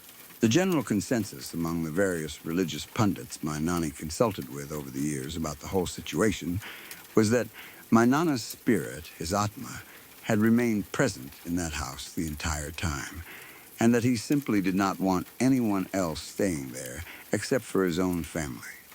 It was, according to that interpretation, never a malicious haunting in the way people often imagine such things, but rather something closer to a protective territorial presence, one that drove away strangers while remaining perfectly content once his actual family finally returned home to the space he'd once shared with them. Several of the pundits my Nani spoke to over the years apparently agreed on this general interpretation independently of each other, without having compared notes, which she always found to be its own small confirmation that they'd landed on something true rather than simply telling her whatever she might have wanted to hear in her grief. I should mention, since it feels relevant to how I personally think about all of this, that I've always considered myself a pretty significant skeptic when it comes to stories like this one, generally inclined to look for rational explanations rather than accept supernatural ones at face value. I've spent plenty of time over the years trying to poke holes in the various parts of this story, wondering whether the dust detail had simply been exaggerated somewhat in the retelling over so many years, whether the illnesses among that first tenant family's children might have had some ordinary environmental explanation tied to old plumbing or mold rather than anything supernatural. And yet, whenever I've spent time inside that particular house myself over the years, I've always felt an unusually strong sense of warmth and comfort there, more so, oddly enough, than I typically feel even in my own home. I've never been able to fully explain that feeling to myself in purely rational terms. And at this point, after everything else connected to that house's history, I've mostly just learned to accept it rather than try to reason my way past it entirely. I was 17 years old and had just gotten my license, which back then felt like the single greatest achievement of my entire life up to that point. Nothing else came close to the sheer freedom of finally being able to drive myself wherever I wanted, whenever I wanted, without having to beg a parent for a ride or plan my entire social life around someone else's schedule. I remember the exact feeling of pulling out of the DMV parking lot that first day, windows down, radio turned up far too loud, completely convinced that the whole summer stretching out in front of me was going to be the best one of my life, simply because I finally had a car and a license to go with it. My friends and I spent that whole summer chasing that freedom in every direction we could think of. And one of the strange little missions we gave ourselves, the kind of thing that only makes sense when you are that age, was hunting down abandoned houses around town that we could potentially use for parties later on. We had a small list of candidates already by that point, a couple of half-decent options scattered around different parts of town, places with broken windows or overgrown yards that suggested nobody had lived there in years, the kind of houses that always seemed to attract teenagers looking for somewhere private to hang out without any adults around to bother them. None of them were anything special, honestly. Mostly just smaller. Older homes that had been left to rot for a season or two after some family moved out. Nothing with enough space or privacy to really host the kind of party we had in mind. But none of those earlier finds compared to the one I stumbled across purely by accident on my regular drive home from my summer job. It was this massive, undeveloped shell of a house, huge in scale compared to anything else in the surrounding area, sitting on a large property with plenty of space stretching out behind it. I would pass it almost every single day on my drive home, and every time I did, I found myself slowing down just a little, taking in more details, getting more and more convinced that this particular house was the absolute jackpot compared to everything else we had found so far. I told one of my closer friends about it not long after I first spotted it, describing the size of the place, how completely abandoned and unfinished it looked, how perfect it seemed for whatever kind of party we might eventually want to throw out there once school started back up in the fall. He was just as excited about it as I was after hearing the description, peppering me with questions about how big the yard was and whether there was any way to get power out there. And one afternoon, before we were supposed to head out to see a movie together, I decided to take a small detour and actually show him the place in person, instead of just describing it secondhand. It was around dusk by the time we got there, that particular stretch of early summer evening where the sky still holds some light, but everything on the ground has already started slipping into shadow. So I had my headlights already switched on as I turned into the property. The trees along the edge of the lot cast long, uneven shadows across the overgrown grass, and the house itself looked even more imposing than usual in that half-light. Its dark, empty window frames staring out at us like something waiting to be noticed. I pulled the car up toward the front of the house, both of us leaning forward slightly in our seats to get a better look at it through the windshield. My friend saying something about how much bigger it looked in person than he had pictured based on my description. We could not have been sitting there for more than 10 seconds, if that, just idling there, taking it all in. Before I put the car back into reverse and started pulling back out toward the main road, satisfied that I had properly shown him what I had been talking about. About a minute later, as we were making our way back toward the road, I noticed headlights filling up my rearview mirror. Close, bright, and clearly coming up fast behind us. A big truck had pulled in right on our tail, high beams switched on, riding close enough behind us that the glare filled the entire inside of my car. My friend and I both noticed it immediately, exchanging a quick glance with each other, but neither of us said much about it at first. It was not exactly unusual to see other trucks around that part of town, and we told ourselves it was probably just someone in a hurry, someone who happened to be heading the same direction we were, and we kept driving without paying it too much more attention. Though I do remember adjusting my mirror slightly to cut down on some of the glare from those high beams. Looking back now, I think some quiet part of me already sensed something was slightly off about how quickly that truck had appeared, how perfectly timed it seemed with our own departure from the property, but at 17, it is easy to talk yourself out of a feeling like that, to convince yourself you are just being paranoid over nothing. We reached the main road, and I made a right turn at the light, still with that truck trailing close behind us the entire way, its headlights never dropping back or turning off in any other direction. I remember watching it in my mirror the whole time, half hoping it would peel off towards some other destination, but it stayed locked onto us with an unnerving consistency, matching every small adjustment I made in speed as though it had no intention at all of letting us out of its sight. Right as I completed the turn, the truck suddenly cut sharply through the gas station parking lot on the corner, taking a shortcut that let it swing around and come to a stop directly in front of us, blocking our path completely before we had even gotten fully up to speed.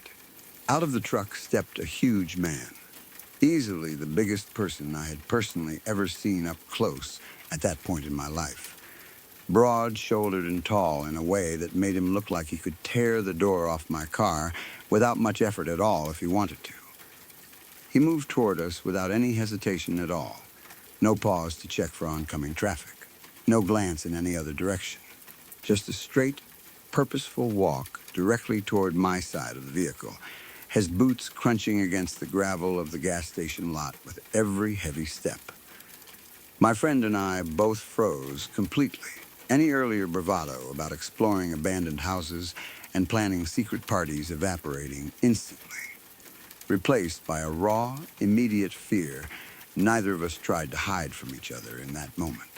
Both of us gripping whatever was closest to hand, me the steering wheel and him the edge of his seat, as though bracing for something neither of us could quite name yet. He walked directly up to my side of the car and rapped his knuckles hard against my window. The sound sharp and startling in the quiet evening air, echoing oddly loud against the sudden hush that had settled over the whole intersection.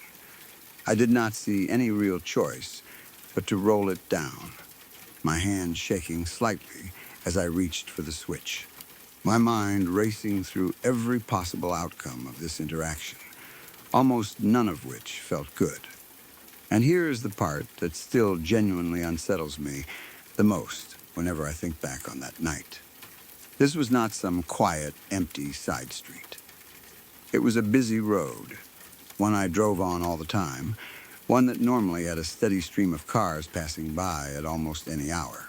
And yet, in that exact moment, With the window rolled down and this enormous man standing right beside my car, there was absolutely no one else in sight. No passing headlights, no other cars waiting at the light, nothing. Just us and him, and that empty stretch of road that should have had traffic on it, and somehow, impossibly, did not. I have thought about that detail more than almost any other part of the story over the years, the sheer improbability of that particular road being completely empty at that exact moment, on a summer evening, when normally you could not go more than a few seconds without at least one other car passing through that intersection in some direction. He leaned down slightly toward the open window and asked us, in a voice that was surprisingly calm, and even given the intimidating size of the man delivering it, exactly what we had been doing back at that house. His voice had this strange, controlled quality to it. None of the anger or aggression you might expect from someone who had just chased down and blocked in a car full of teenagers, which somehow made the whole thing even more unsettling than if he had been shouting at us instead. I answered almost instantly, the lie slipping out of me faster than I could properly think it through, telling him we had simply been making a U-turn back there, nothing more than that, just needing to turn the car around and happened to pull into that particular driveway to do it. He did not respond right away. He just stared at me for what felt like an unbearably long stretch of seconds, his eyes moving briefly over to my friend in the passenger seat and then back to me, studying us both in a way that made it very clear he was deciding something important, weighing whether or not to believe what I had just told him. I remember trying my hardest to keep my face completely neutral during those seconds, terrified that any small flicker of nerves would give away the lie. Though looking back now, I am fairly sure he could read straight through it regardless of how still I managed to hold my expression. Neither my friend nor I said another single word during that silence, both of us barely breathing, waiting to see what would happen next. Then, finally, he smiled. It was not a warm smile, not exactly. More like the kind of smile someone gives when they have decided to let something go, at least for now, and he straightened back up, told us to get on our way, and stepped back from the car. There was something almost worse about that smile than if he had simply kept his expression blank the whole time, a knowing quality to it that made me feel, even as I drove away, that he had not believed my lie for even a single second and had simply chosen, for reasons of his own, not to push the matter any further that night. I did not need to be told twice. I rolled the window back up as fast as I could manage and pulled away from that gas station corner, my hands still shaking on the wheel. Neither my friend nor I saying anything to each other for a solid minute or two as we put as much distance as we could between ourselves and that truck. We did eventually make it to the movie that night, though I could not tell you a single thing about the film itself. My mind was completely elsewhere the entire time, replaying that encounter over and over, the empty road, the size of that man, the strange calm in his voice even as he blocked our car in and demanded to know what we had been doing. My friend was clearly just as shaken as I was, and we spent most of the drive to the theater and back afterward talking through every detail of what had just happened, trying to make sense of it in a way that never quite fully worked. We kept going back over the same handful of questions, wondering out loud how he had known so quickly which direction we had gone, wondering why exactly he had chosen to block us off at a public intersection instead of simply following us or letting the whole thing go. Wondering most of all why the road had been so completely empty right at the moment we needed it not to be. To this day, years later, that house remains exactly the way it was that summer, unfinished, abandoned looking, still sitting there on that same large property as though time had simply stopped moving forward for it while everything else around it kept developing and changing. I have driven past it more times than I can count since then, and it has never once looked any different.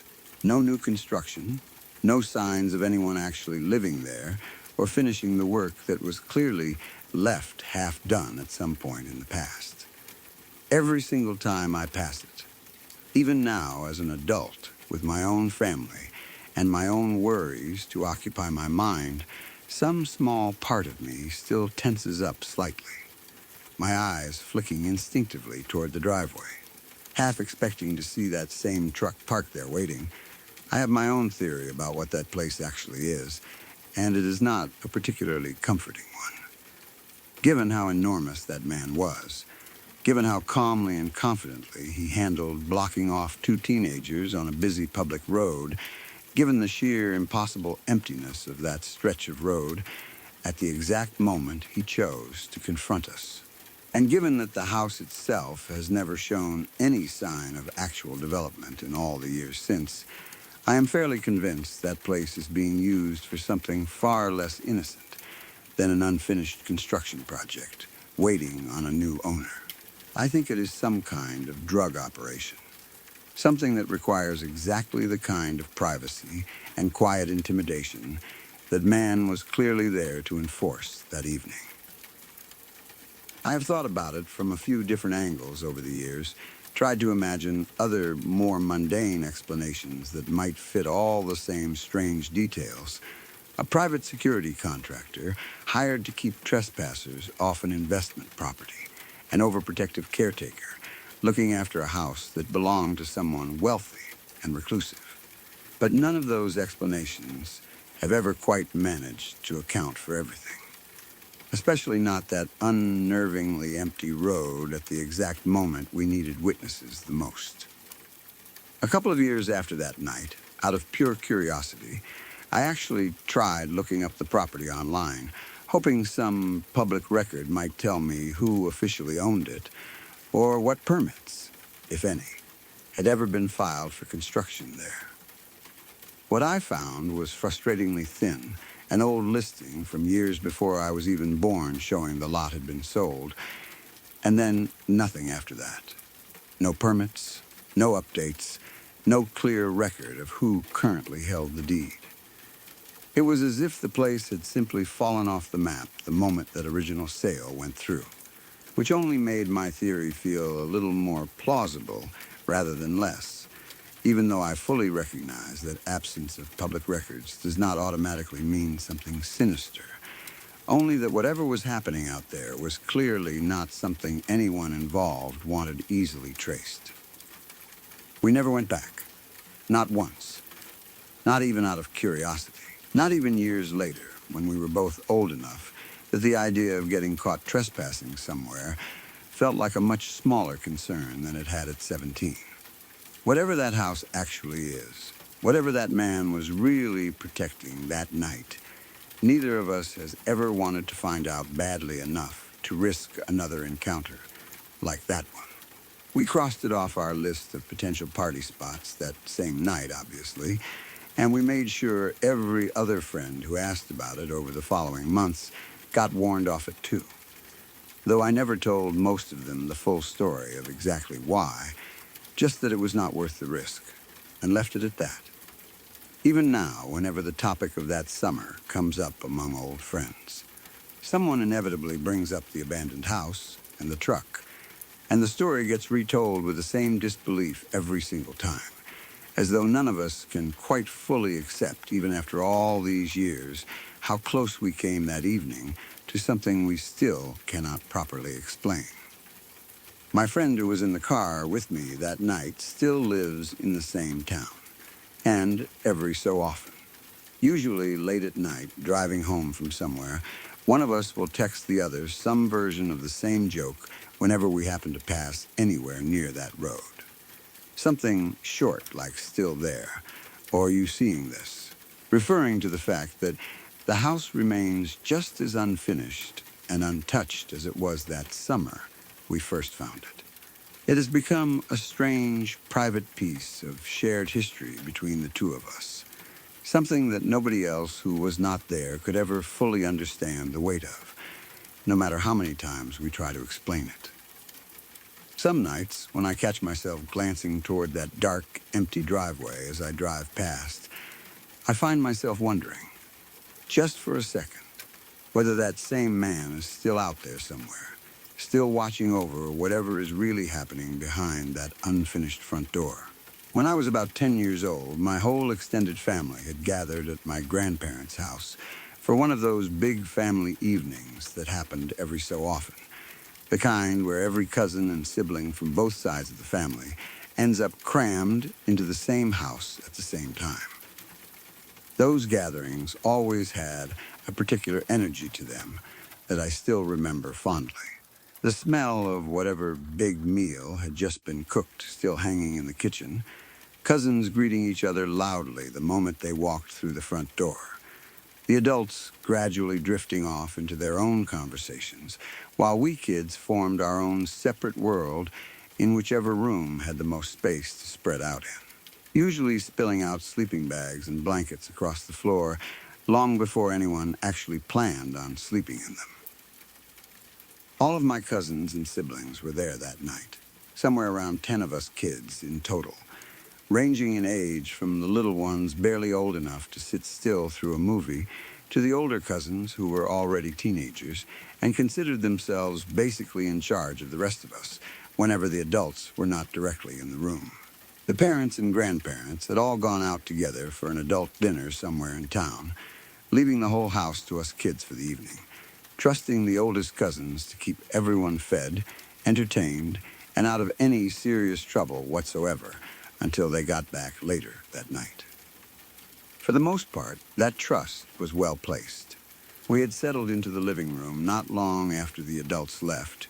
Someone had picked out a stack of movies for us to work through, and the evening had fallen into that comfortable, familiar rhythm that big groups of cousins always seem to find. Someone sprawled across the couch, someone else on the floor with a pile of blankets, snacks scattered across every available surface. The television glowing in front of all of us in the dim lamp-lit living room. My little sister had claimed the biggest pillow for herself as usual, and one of the middle cousins was in charge of the remote, fielding the constant stream of requests and complaints about which movie should come on next with the kind of patience only an older sibling of many younger cousins ever really develops. It was, up until that point, a completely ordinary night. The kind of evening that blends together with a dozen other similar family gatherings in my memory, forgettable in every way except for what happened next. All of a sudden, without any warning at all, the entire house shook.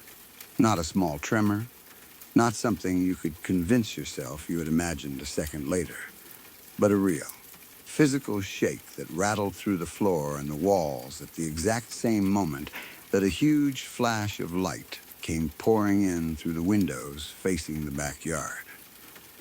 It felt, in that instant, exactly like a bomb had gone off somewhere close by, the kind of visceral, full-body impact you feel as much as here. And every single one of us in that living room experienced it at the same time.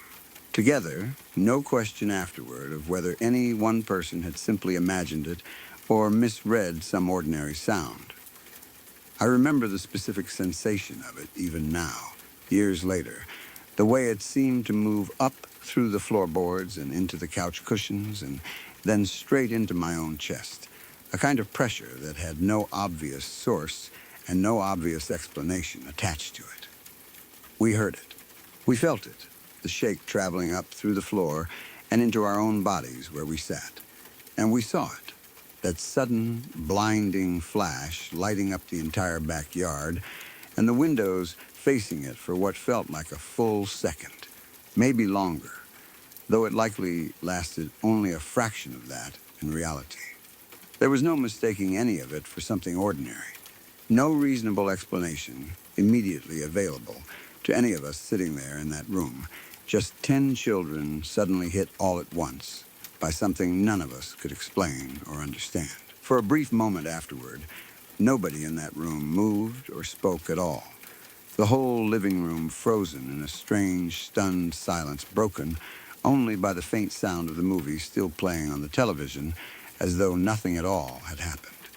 Its ordinary dialogue feeling almost surreal against the backdrop of what we had all just experienced together. As a pack, without anyone really deciding it out loud, we all bolted for the hallway, scrambling over each other and the scattered blankets and pillows in our rush to get away from those windows and whatever might be on the other side of them. Younger cousins grabbed onto older ones. Someone was crying almost immediately. And within seconds, the entire group of us had crowded together into that narrow hallway, as far from the living room windows as the house would allow, everyone talking over each other at once. All of us trying desperately to make sense of what had just happened. I remember the physical crush of that hallway more than almost anything else from that night. Elbows and shoulders pressed together. The youngest cousins wedged protectively into the middle of the group by some instinct none of us had to discuss out loud. The older ones instinctively positioning themselves closer to the openings on either end. The eldest cousins in the group, the ones who had been left more or less in charge for the evening, started debating almost immediately about what we should actually do next. Someone suggested calling the police right away, which seemed like the obvious choice to some of us, given how genuinely terrifying the whole thing had felt.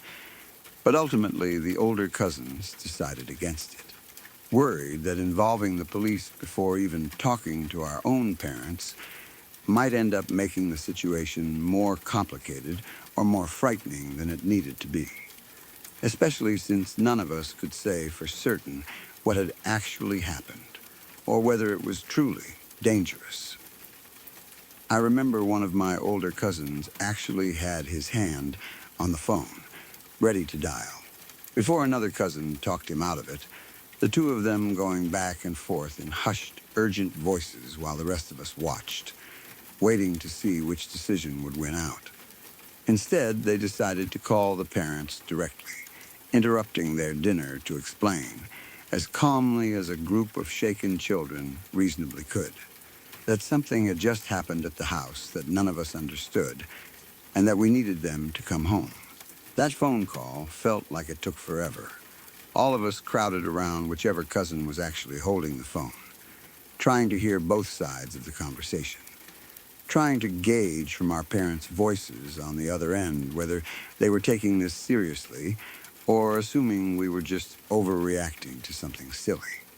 I remember pressing my ear as close as I could get to the phone without actually grabbing for it myself, catching only fragments of what our parents were saying back, their tone shifting somewhere between reassurance and genuine confusion as our cousin tried to explain a shaking house and a flash of light in terms that actually made sense over a phone line.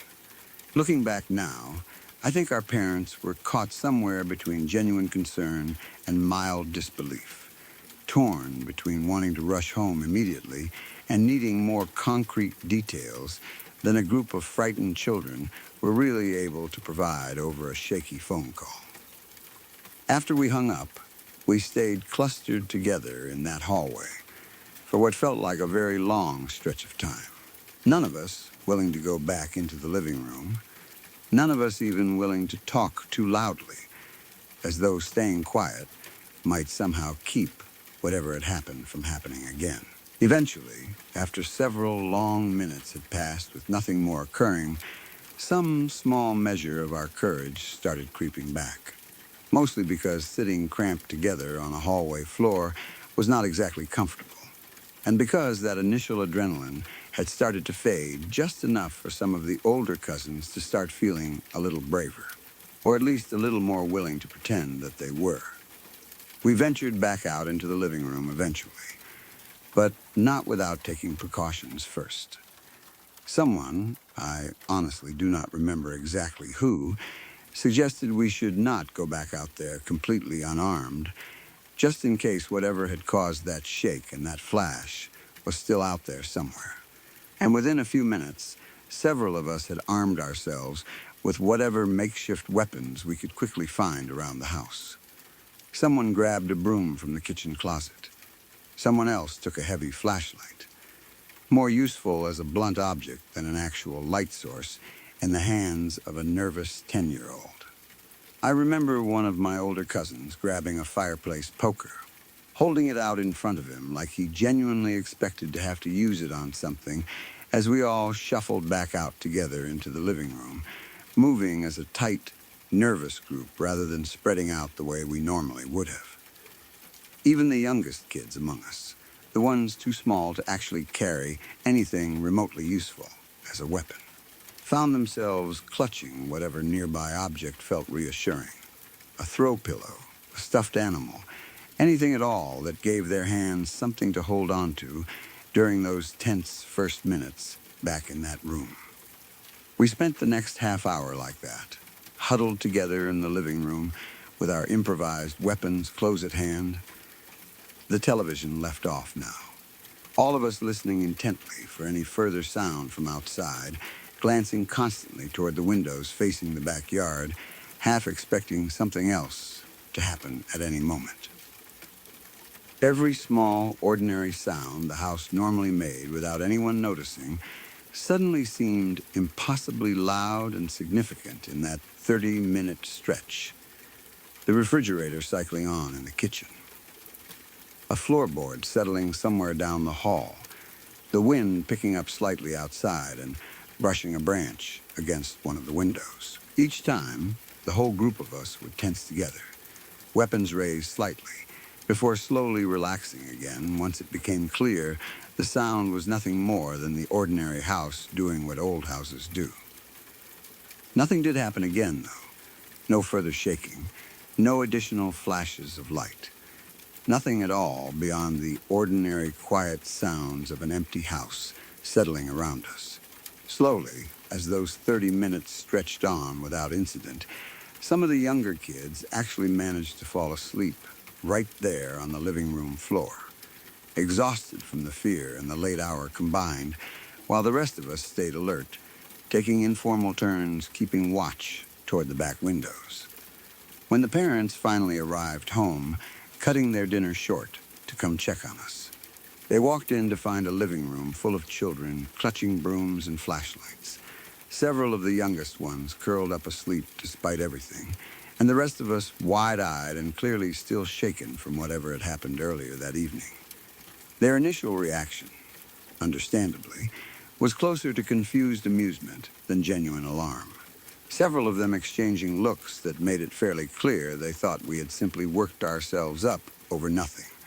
Perhaps some movie we had been watching that got a little too intense for the younger kids and set off an overactive, collective imagination.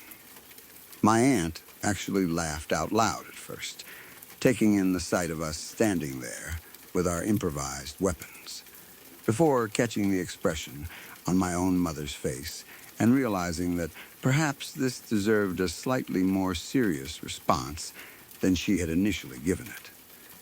My dad, always the calmer, more practical one of the group, asked us to walk him through exactly what had happened one at a time rather than all shouting the story at once. And it was really only once he heard the same core details repeated consistently by nearly every single one of us, independently and without any obvious coordination, that his own expression shifted from mild skepticism into something a little more serious.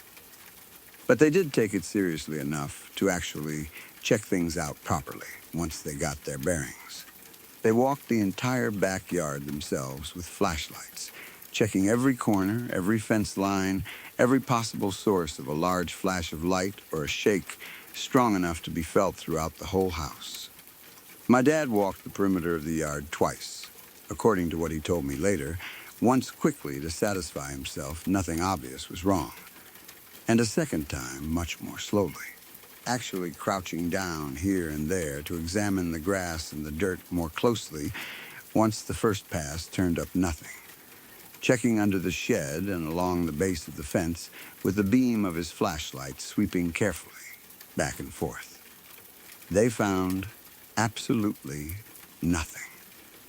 No scorch marks on the grass, no damage to the fence or the shed, no broken branches. Nothing that would explain either the flash of light or the physical shaking we had, all so clearly felt at the exact same moment. They even walked next door to check with the neighbors, thinking that if something significant enough to shake our house had happened, surely someone nearby would have noticed something too. Some kind of noise, some kind of light, anything at all worth mentioning. Nobody had. Not one single neighbor on either side reported hearing, seeing, or feeling anything unusual that entire evening, which only deepened the mystery further. It has been 10 years now since that night, and my cousins and I still bring it up whenever we are all together, usually during some late-night conversation at another family gathering.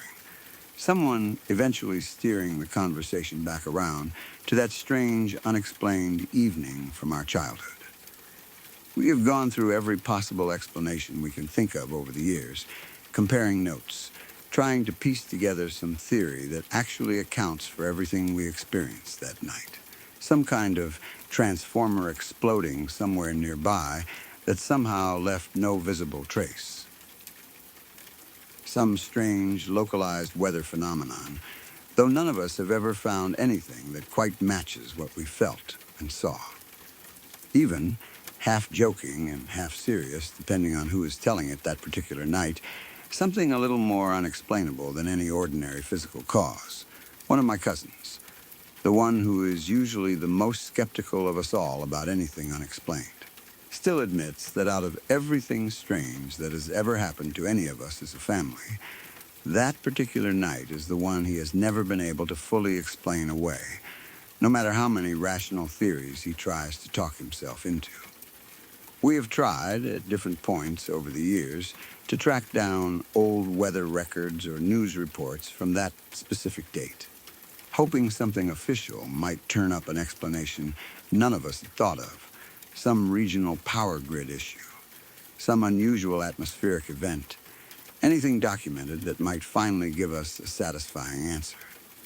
So far, nothing has ever turned up that matches what we all experienced that night. No recorded outages in the area. No unusual weather events logged anywhere close to our grandparents' neighborhood. It is as though whatever happened in that backyard simply happened. Entirely self-contained. Entirely undocumented anywhere except in the memories of 10 children who happened to be sitting in that living room at exactly the wrong, or perhaps exactly the right, moment. One cousin even reached out once to a local historical weather archive, half as a joke and half out of genuine curiosity, and received back only a polite, uncertain reply confirming that nothing unusual had been recorded in official logs anywhere near our grandparents' address for that particular evening, which somehow left all of us feeling more unsettled rather than less. None of our theories have ever fully satisfied any of us, and none of us has ever managed to actually pin down a real, concrete explanation for what caused that shake and that flash of light in the backyard that night. Despite how many times we have gone over every detail together as adults now instead of frightened children. Out of every strange or frightening thing that has happened to me over the course of my life since then, that single night remains, without any real competition, the scariest experience I have personally ever gone through. And I do not think that ranking is likely to change anytime soon, no matter how many more years pass, without any of us ever finding a satisfying answer. Every year or so, at whatever gathering brings enough of us cousins back together in the same room again, someone brings it up almost like a ritual, and we go through the same familiar cycle of theories and half-memories one more time, each of us adding some small detail we had forgotten before, each of us leaving the conversation with just as many questions as we started with. My younger sister, who was one of the smallest kids there that night and remembers less of it clearly than the rest of us, still says that even now, all these years later, she gets a small chill whenever she happens to be standing near a window at night and catches even the faintest, unexpected flicker of light outside. Some part of her instantly transported straight back to that living room floor. waiting with the rest of us to see if whatever had happened once might somehow happen again. I have a friend who lives in a pretty sketchy neighborhood, the kind of place where most people who do not live there try not to drive through after dark if they can help it, and where the people who do live there just learn to adjust their habits without really thinking about it anymore. He has lived there for a few years now, long enough to know most of the regular faces on his block. The older couple who sit out on their porch most evenings. The group of kids who play basketball on a hoop with no net bolted to somebody's garage. The guy a few doors down who is always tinkering with the same broken-down car that never seems to actually get fixed. It is not the kind of neighborhood where anything ever feels completely safe. But it is also the kind of place where the danger becomes so familiar over time that you stop noticing it the way you used to when you first moved in. He had told me more than once that he felt like he had a pretty good read on the place after all those years, like he understood its rhythms well enough to keep himself out of trouble, like he could tell the difference between the ordinary background noise of a rough area and something that was actually about to go wrong. He grew up in a much quieter part of the state, and when he first moved into that neighborhood for a cheaper rent close to his job, his family worried about him constantly, calling to check in more often than he probably would have liked, asking him every time they spoke whether he was being careful, whether he was locking his doors, whether he really needed to be out walking or riding around after dark at all. Over time, those calls became less frequent. Not because anyone stopped caring, but because nothing bad had ever actually happened to him there, and eventually even his own mother seemed to relax a little about the whole thing, trusting that he knew what he was doing by that point. He used to joke with me that the neighborhood had a worse reputation than it deserved, that most of what people heard about it came from a handful of loud incidents that got talked about for months afterward, while the actual day-to-day reality of living there was fairly ordinary and even a little boring most of the time. One night he was riding his bike home fairly late, well after dark, the way he had done plenty of times before without any real trouble. It was not some rare, reckless decision on his part. Riding at night through that neighborhood was just part of his normal routine, a quick way to get from one side of the area to the other without needing a car, and over the years he had built up a kind of confidence about it. The sort of confidence you get from doing something over and over again and having nothing bad happen. The streets that night were quiet, in the way they usually were once it got late, most of the houses dark except for the flicker of a television screen behind a curtain here and there, the occasional porch light left burning against the darkness. He had his earbuds in, not too loud, just enough to keep him company on the ride, and he was pedaling along at his usual steady pace.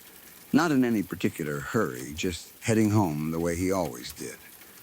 On the other side of the street, he noticed a man standing there. At first, there was nothing especially alarming about it. People stood around outside at all hours in that neighborhood, talking on their phones, waiting for a ride, just getting some air after being cooped up inside all day.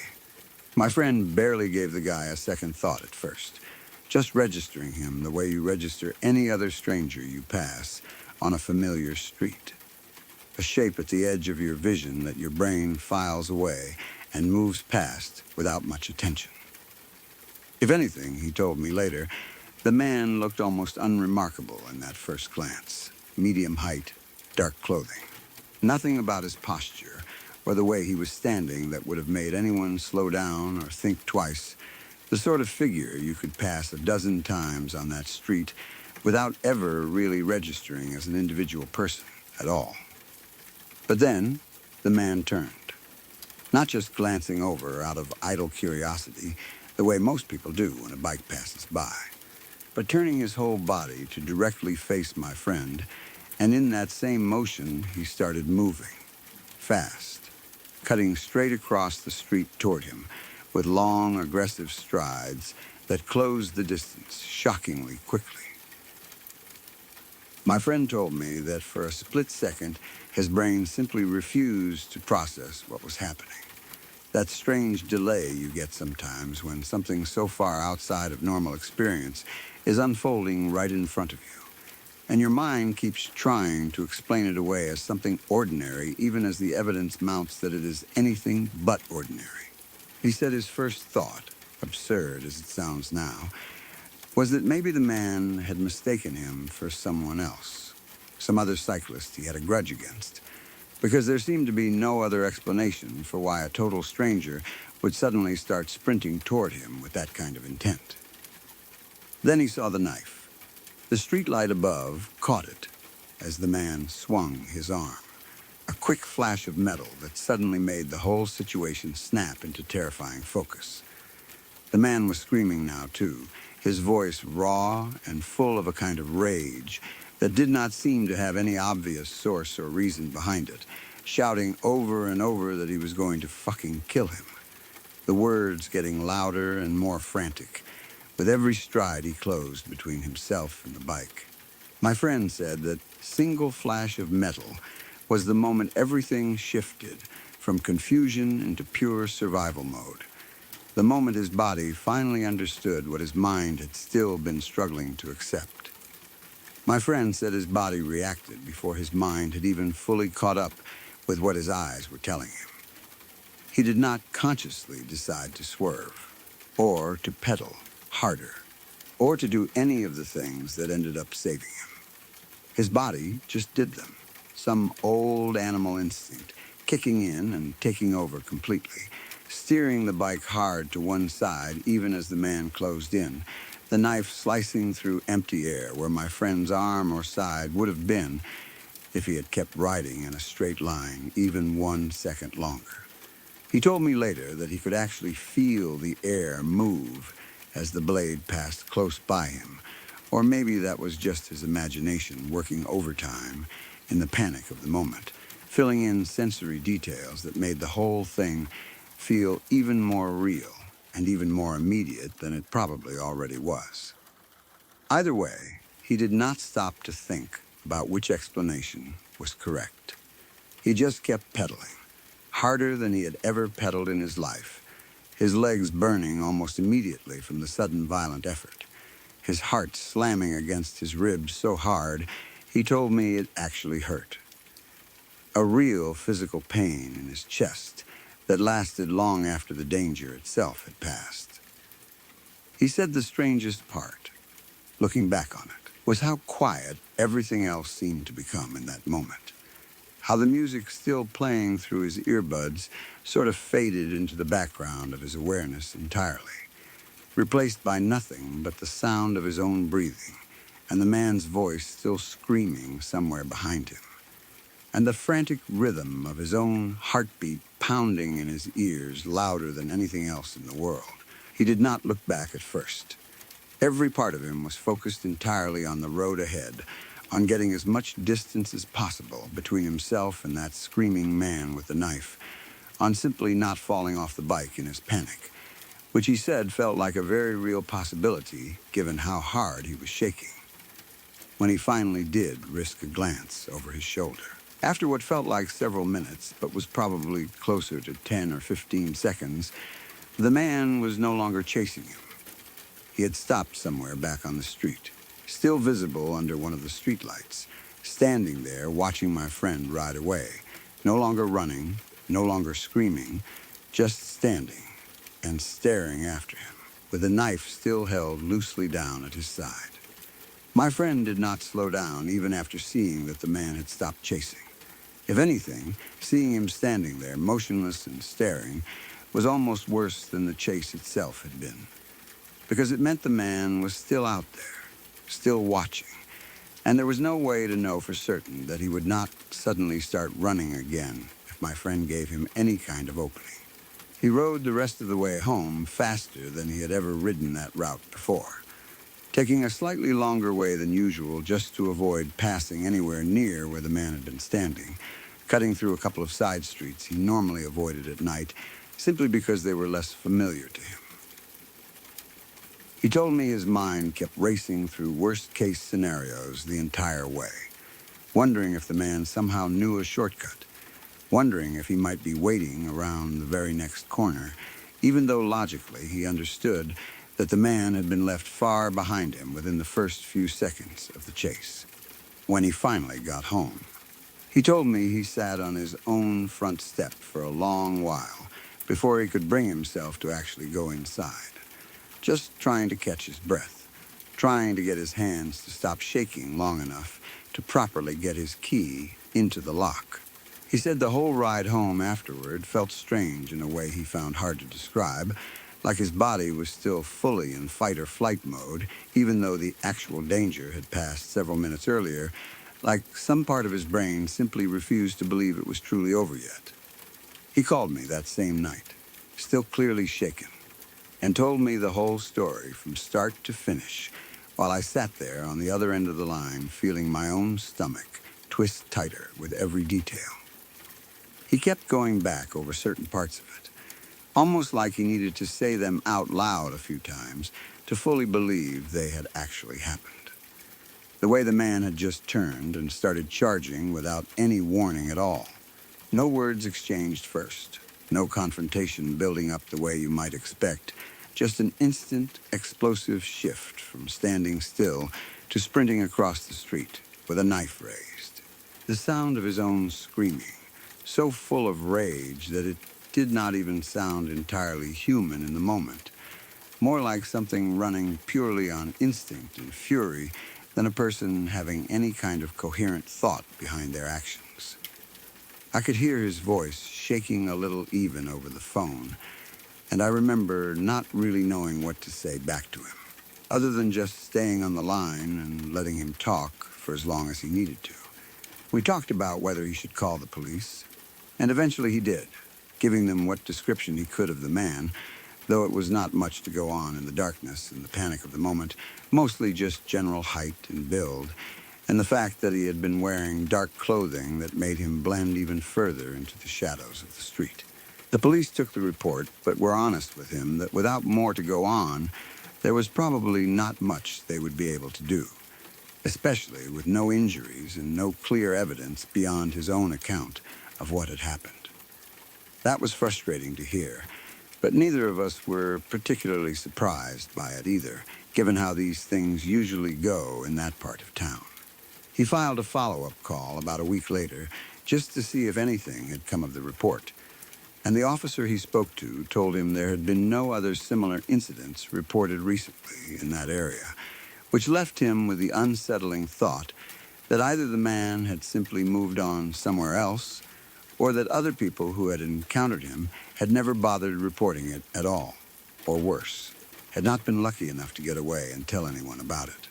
In the days that followed, my friend told me he kept replaying the whole thing over and over in his head, especially late at night when he was trying to fall asleep, the image of that knife catching the streetlight, the sound of the man's voice screaming those words at him, the strange stillness of the man standing there afterward, just watching him ride away instead of continuing the chase.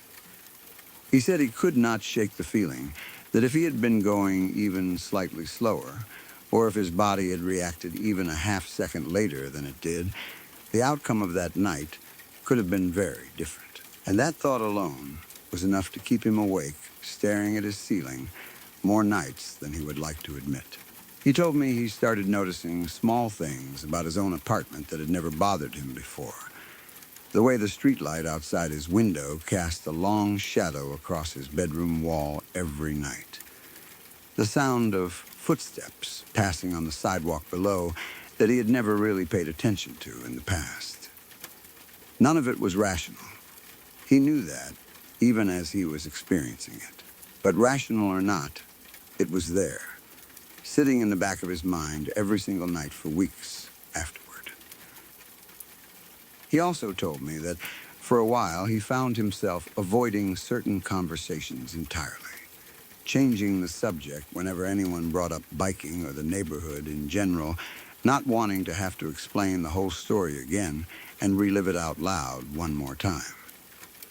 It was only after a few weeks had passed that he started being able to talk about it more openly, the way he eventually did with me, though even then I could hear a difference in his voice compared to how he usually talked about things. A kind of careful, controlled tone that he only seemed to use for that particular story and nothing else. He has not ridden his bike at night since that happened. Not once, not even down streets he considers relatively safe compared to where the attack happened. He drives now if he needs to go anywhere after dark. Even for short distances, he used to cover easily on his bike in a matter of minutes. And if driving is not an option for whatever reason, he simply waits until daylight rather than risk being out on foot or on a bike after dark again. He even sold the bike eventually, something that surprised me a little when he told me about it, since it had been his main way of getting around for years, and he had always taken decent care of it. He said he just could not look at it sitting in the hallway of his apartment anymore without immediately thinking about that night, without his mind drifting straight back to the streetlight and the knife and the sound of that man screaming.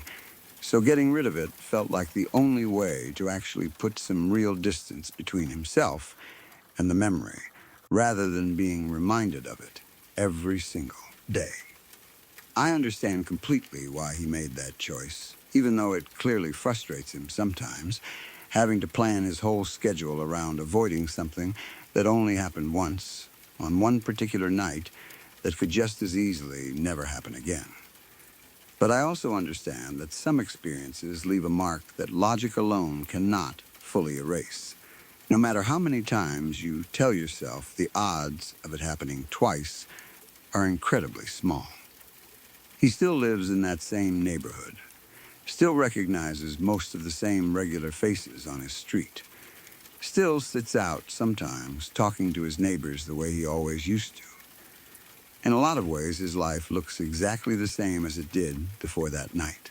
But there is this one very specific gap now, this one habit he simply will not go back to no matter how much time passes. And every time I see him get into his car for a trip that would have taken him 5 minutes on his bike in the past, I think about that streetlight catching the edge of a blade, and I understand completely why he would rather sit in traffic for 20 minutes than ever risk finding himself back on that street after dark again. Sometimes, when we are hanging out and the conversation happens to drift anywhere close to that night, I notice him glance instinctively toward the nearest window or door, just for a second, before he catches himself and shifts his attention back to whatever we were talking about. He has never said anything about that small habit, and I have never asked him about it directly, but I think we both know exactly where it comes from, and I doubt it is going away anytime soon, no matter how many quiet, uneventful months continue to pass by afterward. I had awesome parents when I was very young. On weekend nights, they let me sleep in the living room instead of my own bedroom, mostly because my sister was a very light sleeper, and I had this habit of staying up far too late, sometimes all the way until dawn if nobody stopped me. Rather than fight that battle every single weekend, they just let me camp out on the couch in the living room, blankets pulled up over my knees, the television glowing quietly in the dark long after everyone else in the house had gone to bed. It felt like a small kind of freedom back then, being allowed to stay up on my own terms while the rest of the house slept, and I looked forward to those weekend nights all week long. Of course, no matter how determined I was to stay awake, I always ended up falling asleep right there on the couch, eventually. Usually somewhere in the middle of some old rerun playing on the classic television channel we always had on late at night. There was something about the low, familiar hum of those old shows that made my eyes heavy no matter how much I fought against it. And more often than not, I would drift off sometime around midnight or later, still curled up under my blanket, with the television flickering softly in front of me, casting shifting light across the living room walls.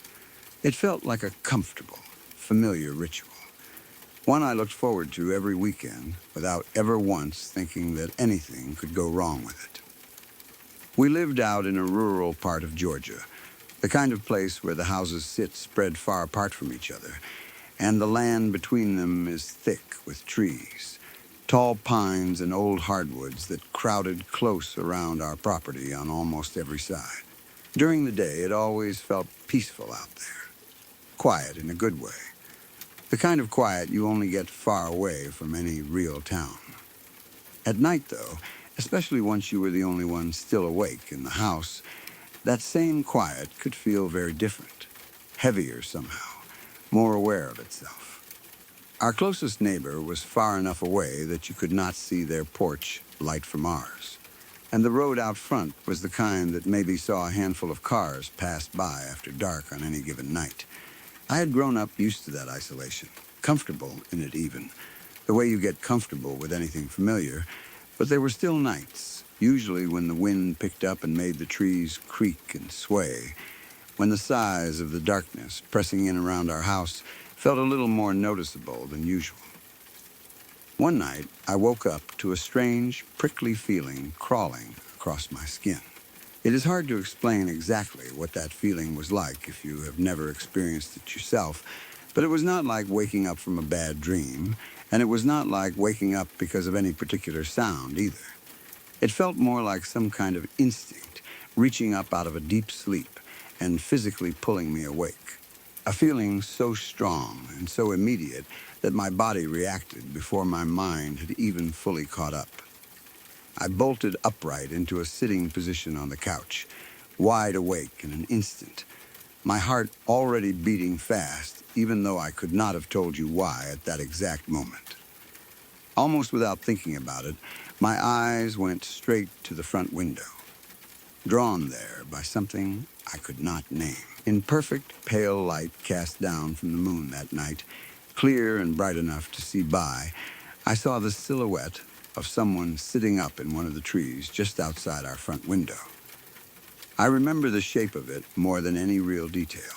A human outline nestled up among the branches, still and quiet, but unmistakably a person, and not some trick of shadow or a strange arrangement of leaves. The longer I stared, the more certain I became. There was a curve where shoulders should be, a distinct roundness at the top that had to be a head, and the whole shape had a kind of stillness to it that felt deliberate, the stillness of someone trying very hard not to move, not the natural stillness of a branch or a knot in the wood. My whole body went cold.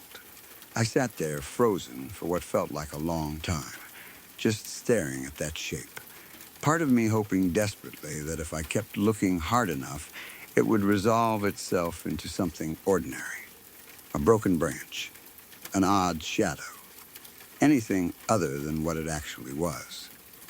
Then, our family dog came barreling into the living room, nails scraping against the floor as she skidded to a stop right at the window, and she started snarling at the glass, low and fierce, the fur along her back standing straight up. That was the moment any last hope I had of convincing myself I was imagining things completely fell apart. Dogs do not snarl like that at nothing. She could see him, too, or at least sense him, and that confirmation from her, more than anything my own eyes had shown me, was what finally broke through my frozen shock and got my body moving again. Terrified, I scrambled off the couch and ran straight for my parents' bedroom, my bare feet slapping against the floor, my heart pounding so hard I could feel it in my throat.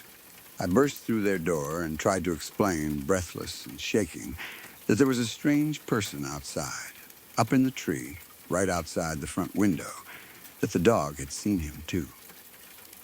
My words probably came out jumbled and frantic, but my parents did not need much convincing given the state I was clearly in. My dad was up and moving almost immediately. He grabbed something from beside the bed, something solid and defensive. I do not even remember exactly what it was in the moment. My memory of it is mostly just the impression of him moving with fast, deliberate purpose, and he headed straight for the front door with our dogs at his heels, ready to go outside and confront whoever was out there directly. My mom stayed behind with me, pulling me into her arms on the bed while we both listened to the sound of the front door opening and my dad's footsteps heading out into the dark yard. The dogs barking somewhere out there with him. I remember how loud those barks sounded through the walls of the house, sharp and urgent, and how every second of silence between them felt like it stretched on far longer than it should have.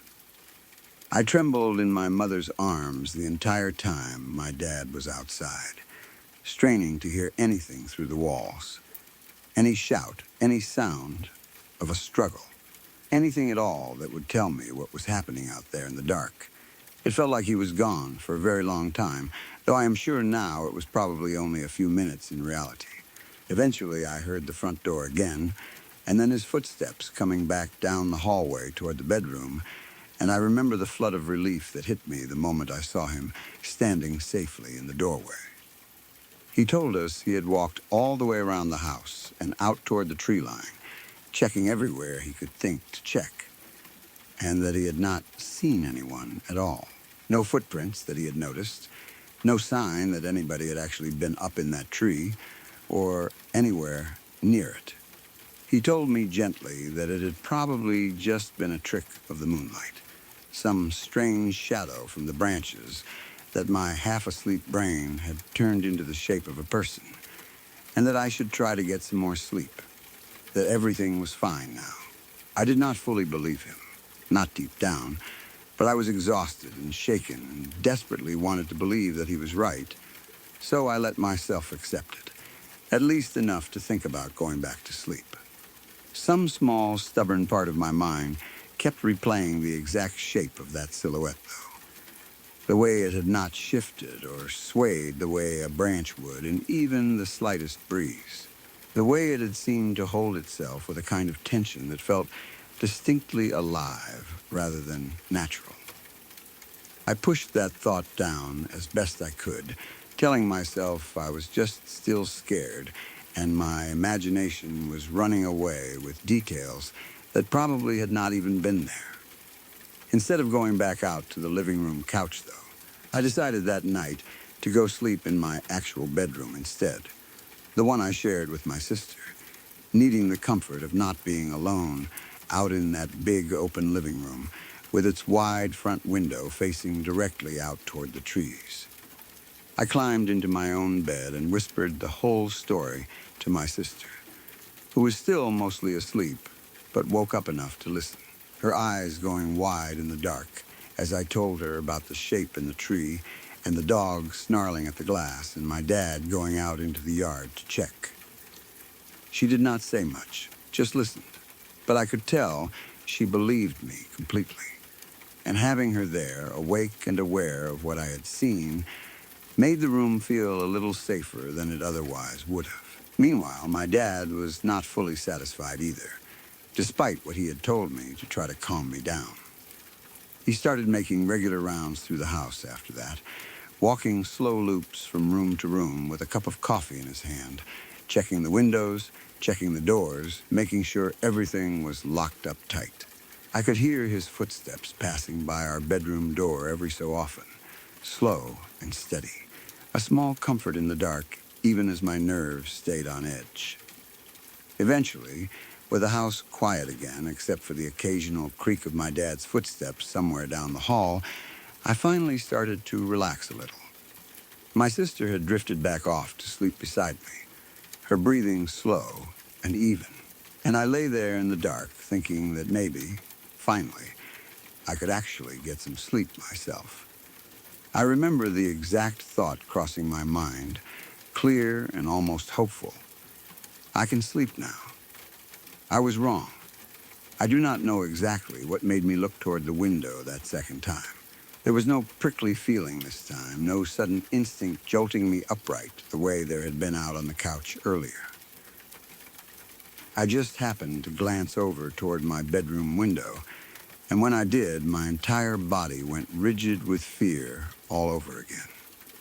He was there, right outside my window this time, not up in a tree anymore, but standing close enough that in the pale moonlight I could see him clearly. close enough that there was no mistaking a shadow for a person this time. No room left for any comforting explanation about tricks of the light. He was just standing there on the grass, perfectly still, facing my window directly, as though he had been standing there for some time already, simply watching, waiting for me to notice him the way I had noticed the shape in the tree earlier that night. From what I could make out in that silver moonlight, he lifted one hand up toward his face, a slow, deliberate motion, and made a shushing gesture. One finger pressed against where his lips would have been, staring directly at me the entire time he did it. For a moment, neither of us moved. I could not have screamed even if I wanted to, my throat completely locked up, my whole body frozen in place the same way it had been earlier that night, except this time there was no dog barking, no parent close enough to immediately hear me if I somehow found my voice. It felt like an eternity, though it could only have been a second or two at most. Then he turned. Not slowly, not casually the way you might turn to walk away from something unimportant, but sharply, decisively, his whole body pivoting in one fast motion. And he took off running, straight in a perfectly direct line away from the house and into the darkness of the trees beyond our yard, moving fast, not looking back even once. Within a few seconds, he had vanished completely into the tree line, swallowed up by the same darkness that had been hiding him earlier that night. And I was left sitting there in my bed, staring at the empty window, my heart pounding so hard I thought it might actually break something inside my chest.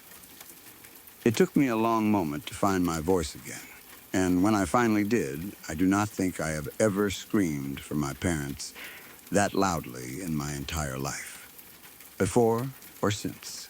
My sister shot awake instantly beside me, and within seconds my dad was in the doorway again, coffee cup abandoned somewhere behind him.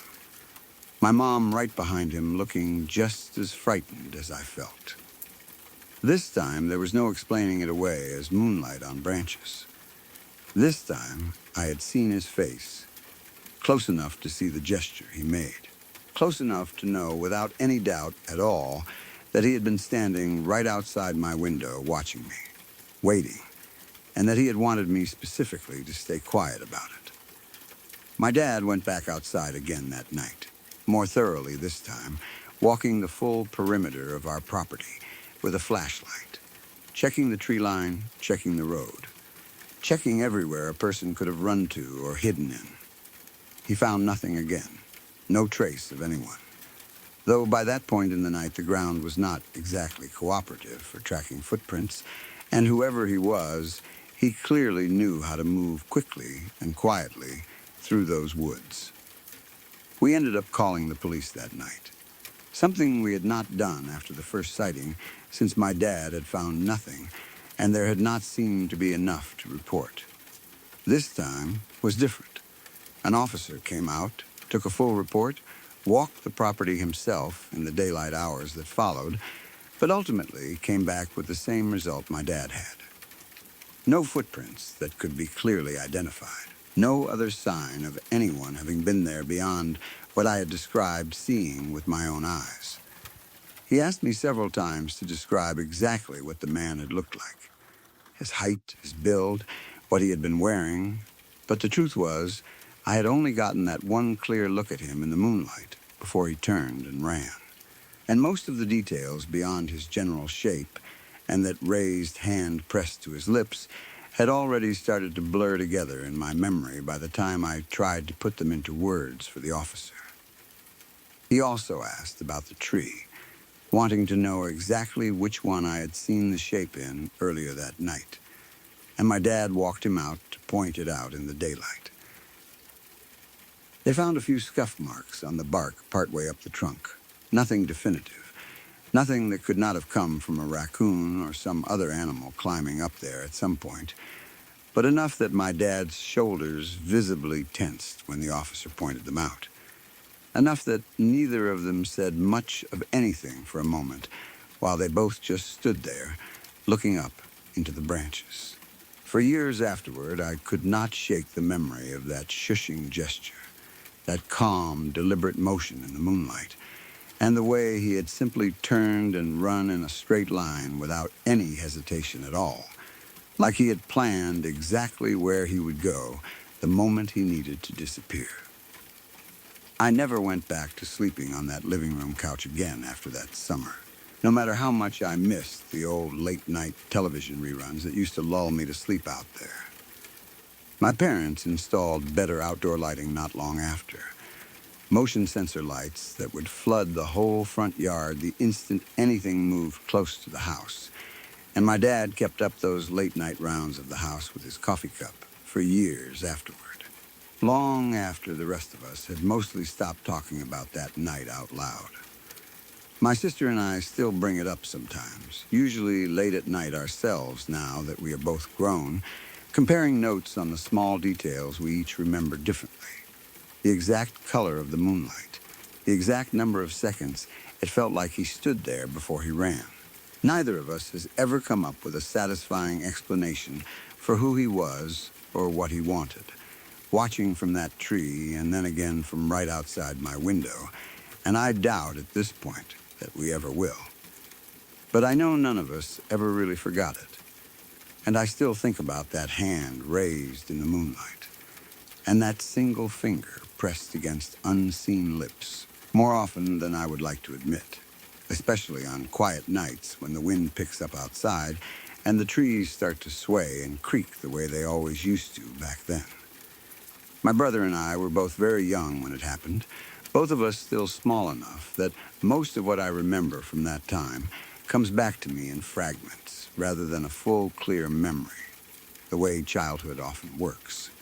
He was maybe 4 years old at the time, and I was 6, and we were playing outside in the snow the way we did on plenty of winter afternoons back then, bundled up in whatever mismatched hats and mittens our mom could find for us, building small, lopsided snowmen, or just running around in circles until our cheeks went red from the cold. It was an ordinary day, in every sense of the word. Nothing about it that would have made it stand out from 100 other winter afternoons, right up until it suddenly was not ordinary at all anymore. I remember the particular quality of the light that day, flat and gray the way it gets sometimes, right before more snow starts falling. And the way our breath came out in little clouds every time we laughed at something, which back then was almost constantly, since everything about being outside in fresh snow felt like an adventure worth laughing about. We lived out on a property with a long driveway, one that curved back through some trees before reaching the house, tucked away far enough from the main road that you could not actually see our house at all unless you already knew exactly where to turn in. It was the kind of driveway that made the house feel private, almost hidden, and growing up there, we never gave that fact much thought at all. It was just how our house was, set back and out of sight. And it never once occurred to either of us as children that this privacy might someday matter in a way we would rather it did not. Looking back now, I think that privacy was actually one of the things my parents loved most about the property when they first bought it. The sense that we had our own quiet little world back there, away from passing traffic and curious neighbors. A place where kids could run around outside without anyone watching from the road. It is strange now to think about how that same feature, the thing that made the house feel so safe and secluded, was exactly what made that particular afternoon feel so wrong once we understood what had actually happened. That afternoon, while my brother and I were out there playing in the snow, we both heard the sound of a car coming up the driveway before we actually saw it. Tires crunching slowly over the packed snow and gravel. That alone was unusual enough to make us both stop what we were doing and turn to look. Nobody just happened to end up on our driveway. It was not the kind of road you could accidentally wander onto while looking for somewhere else, tucked away and hidden the way it was. And delivery drivers or visitors we were expecting were the only people who ever came up that particular stretch of gravel, and even then, it did not happen especially often. A strange white car came slowly into view, moving at a careful, almost deliberate pace up the driveway toward where we were standing. I remember watching it approach with the kind of open, unguarded curiosity only a small child really has. No fear yet. No sense that anything might be wrong. Just plain interest in the fact that a car we did not recognize was coming up our normally empty driveway. It was a plain white car. Nothing flashy or memorable about it, beyond the simple fact that it was not a car that belonged to anyone we knew.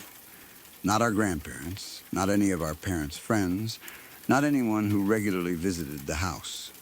My brother, even smaller than me, and probably even less aware of anything being strange about the situation, just stood there beside me, watching it come closer to, his mittened hands still half full of snow from whatever we had been building a moment before, packed loosely into a shape that was supposed to be part of a snowman, but honestly looked more like a lump of nothing in particular. The car slowed to a stop a little ways from where we stood, and after a moment, the driver's side window began to roll down. Inside, I could see a man, someone I did not recognize at all. Someone I was completely certain I had never seen before in my life. He had short hair and a neatly trimmed goatee. And beyond that, my memory does not offer up much more detail about his face. The way memories from that young an age often stay frustratingly vague, no matter how hard you try to sharpen them later on. He was not wearing anything that stood out particularly. No uniform. Nothing that would have identified him as belonging to any company or agency that might have had a legitimate reason to be on our property. Just an ordinary-looking man in an ordinary-looking car who happened to know his way to our very much not ordinary hidden driveway. What I do remember with total clarity, clearer than almost anything else from that whole afternoon, is what he did next. He lifted up a camera. Not a phone. This was a proper camera. The kind you had to hold up and look through, and he pointed it directly at the two of us standing there in the snow. There was no hesitation in the motion at all, no fumbling to figure out how to use it. Just a smooth, practiced movement like he had done this exact thing many times before and knew precisely what he was doing. I heard the small mechanical click of the shutter, and I remember, even at 6 years old, feeling a strange little jolt of unease at the sound of it, even though I could not have told you why at the time. Something about a stranger photographing us. Two small children he had never met standing outside in the snow felt wrong in some instinctive way that I did not yet have the words to properly explain to myself, let alone to anyone else. He took the photograph, and then, just as smoothly and calmly as he had raised the camera in the first place, he lowered it again, rolled the window back up, and put the car in reverse. Neither my brother nor I moved a single inch the entire time. The two of us standing there in the snow, just watching him. Too surprised and too young to think of running or calling out or doing anything at all, besides simply staring back at him the way you might stare at something unusual in a museum. Curious rather than afraid. Not yet understanding that fear was the more appropriate reaction to be having in that moment. He backed slowly back down the length of our long driveway, the same careful, unhurried pace he had used coming in, and disappeared back out onto the main road. And that was it. No conversation. No explanation. He never once spoke a single word to either of us the entire time.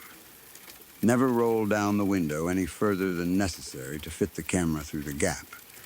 Never gave any indication at all of who he was or what he wanted, or why on earth he had felt the need to drive all the way up our hidden driveway just to take a picture of two young children playing in the snow before turning around and leaving again without a word. The whole encounter, start to finish, probably lasted less than 30 seconds, and yet it has stretched out much longer than that in my memory over the years, replayed and turned over so many times that certain small details, the sound of the shutter, the pale gray sky behind him through the windshield, have become sharper in my mind than they probably were in reality at the time. My brother and I stood there for a moment after the car had gone, both of us just staring down the now empty driveway where it had disappeared, neither of us entirely sure what to make of what had just happened. Being that young, our reactions were not what an adult's might have been in the same situation. We did not immediately understand that something frightening or dangerous might have just occurred. If anything, in the moment, it almost felt like a strange, slightly exciting interruption to our afternoon. A stranger in a car who had appeared out of nowhere and vanished again just as quickly. The kind of small oddity that children sometimes shrug off far more easily than adults ever could. We went inside not long after that and told our mom what had happened, describing the white car and the man with the camera in the simple, matter-of-fact way that young children tend to describe things, without any real sense of how alarming the story actually was. I remember watching her face change as we talked, the way her expression shifted from mild interest into something much more serious, much more concerned, in a way that even as a small child I could tell meant something important, even if I did not fully understand what that something was yet. She asked us question after question, trying to get every detail she could out of two very young children who had not exactly been paying close attention to specifics at the time. What did the car look like exactly? Did we get a good look at his face? Did he say anything to us? Anything at all? Did he get out of the car at any point, or stay inside the whole time? We did our best to answer, but our answers were the answers of a 4-year-old and a 6-year-old. Vague in places, uncertain in others. Probably frustrating for a parent desperately trying to piece together exactly what had just happened to her children while she had been inside the house. I remember her kneeling down in front of us as she asked, holding both of us by the shoulders, her eyes moving quickly between our two faces, as though she was trying to read something in our expressions that our words alone were not giving her. I do not remember exactly what she did immediately afterward, whether she called our dad right away, whether she called the police that same day, though, knowing my mom, I would be surprised if she did not do both fairly quickly. What I do remember, even all these years later, is how visibly shaken she was by the whole thing, how her behavior around us changed in the days and weeks that followed. She started watching us more closely whenever we played outside after that, coming out to check on us far more often than she used to, sometimes just standing on the porch quietly, watching for a while before going back inside.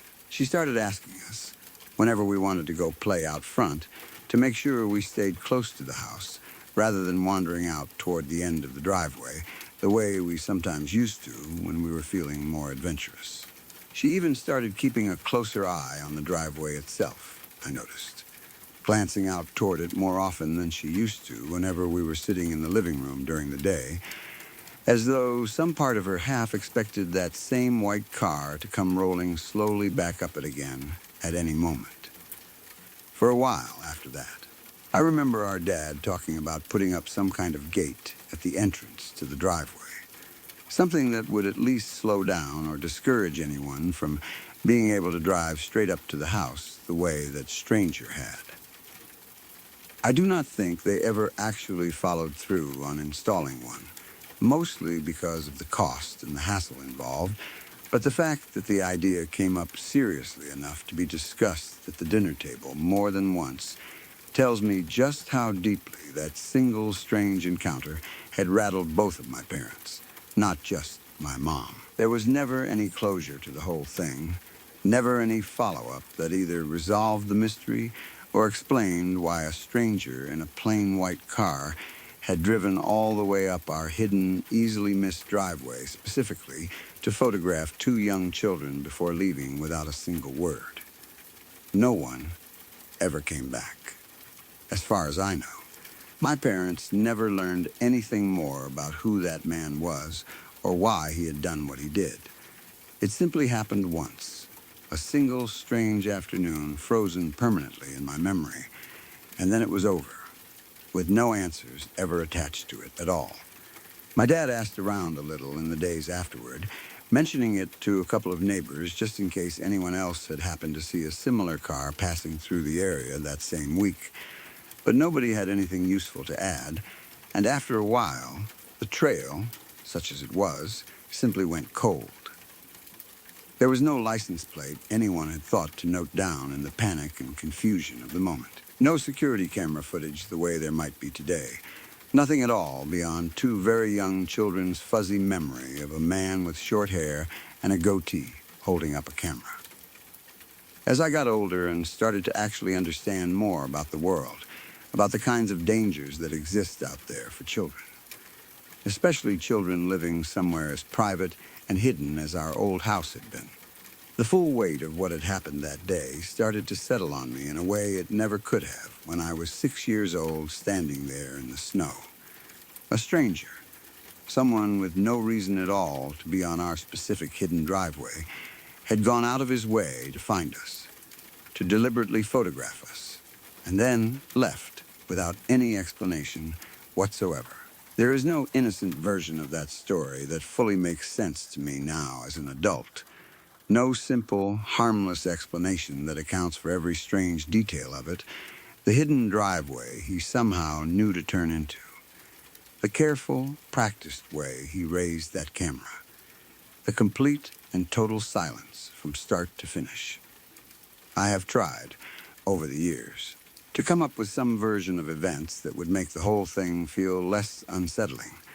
Some scenario involving a lost delivery driver, or a confused surveyor, or some other harmless explanation. But none of them ever quite fit all the details. And eventually, I stopped trying to force one to fit. My mom still brings the story up sometimes, even now, all these years later. Usually with the same tight, worried expression she must have had on her face that very first day, listening to two small children describe a stranger with a camera in a white car. She has told me more than once that it was one of the most frightening moments of her entire life as a parent, worse in some ways than plenty of things that happened later on that were, on paper, probably more objectively dangerous. There is something uniquely terrifying, she has told me, about a threat that never fully reveals itself, that comes just close enough to make its presence unmistakably known, and then disappears again without ever explaining what it wanted or whether it might come back. She has said that not knowing was somehow worse than knowing something bad, that at least with a clear danger you can point to a reason, a motive, something to explain and eventually close the door on, whereas this just sat there open-ended for the rest of her life, a question mark she never got to erase. My brother remembers even less of it than I do, given how young he was at the time, though he has told me before that he does have some vague, half-formed memory of a white car and a strange feeling that came along with it, even if the specific details have mostly faded for him over the years, the way they naturally do with memories from that early in childhood. For me, though, certain small pieces of it have stayed sharp and clear even now. The sound of that camera shutter clicking in the cold winter air. The smooth, practiced way he raised it to his eye. The complete silence of the whole encounter from beginning to end. Every so often, usually triggered by something completely unrelated, a stranger holding up a phone to take a photo nearby, a car slowing down on a quiet street, that same small jolt of unease from that afternoon comes right back to me, just as sharp as it was the very first time. We moved away from that house eventually, years later, for reasons that had nothing at all to do with what happened that winter afternoon. But I know that even after we left, my mom never fully stopped thinking about that stranger in the white car. Never stopped wondering, at least a little, who he had been and what exactly he had wanted with a photograph of her two small children playing innocently in the snow. Some questions, I have come to understand, simply never get answered, no matter how many years pass by afterward. And that particular question, sitting there quietly at the edge of an otherwise ordinary childhood memory, is one that I doubt any of us will ever truly get to put to rest. Even now, whenever I drive up a long, hidden driveway somewhere, visiting a friend or a relative who lives out in the countryside, some small part of me still glances instinctively toward the road behind me, half expecting, in some quiet, irrational corner of my mind, to see a plain white car following slowly along behind, its window beginning to roll down.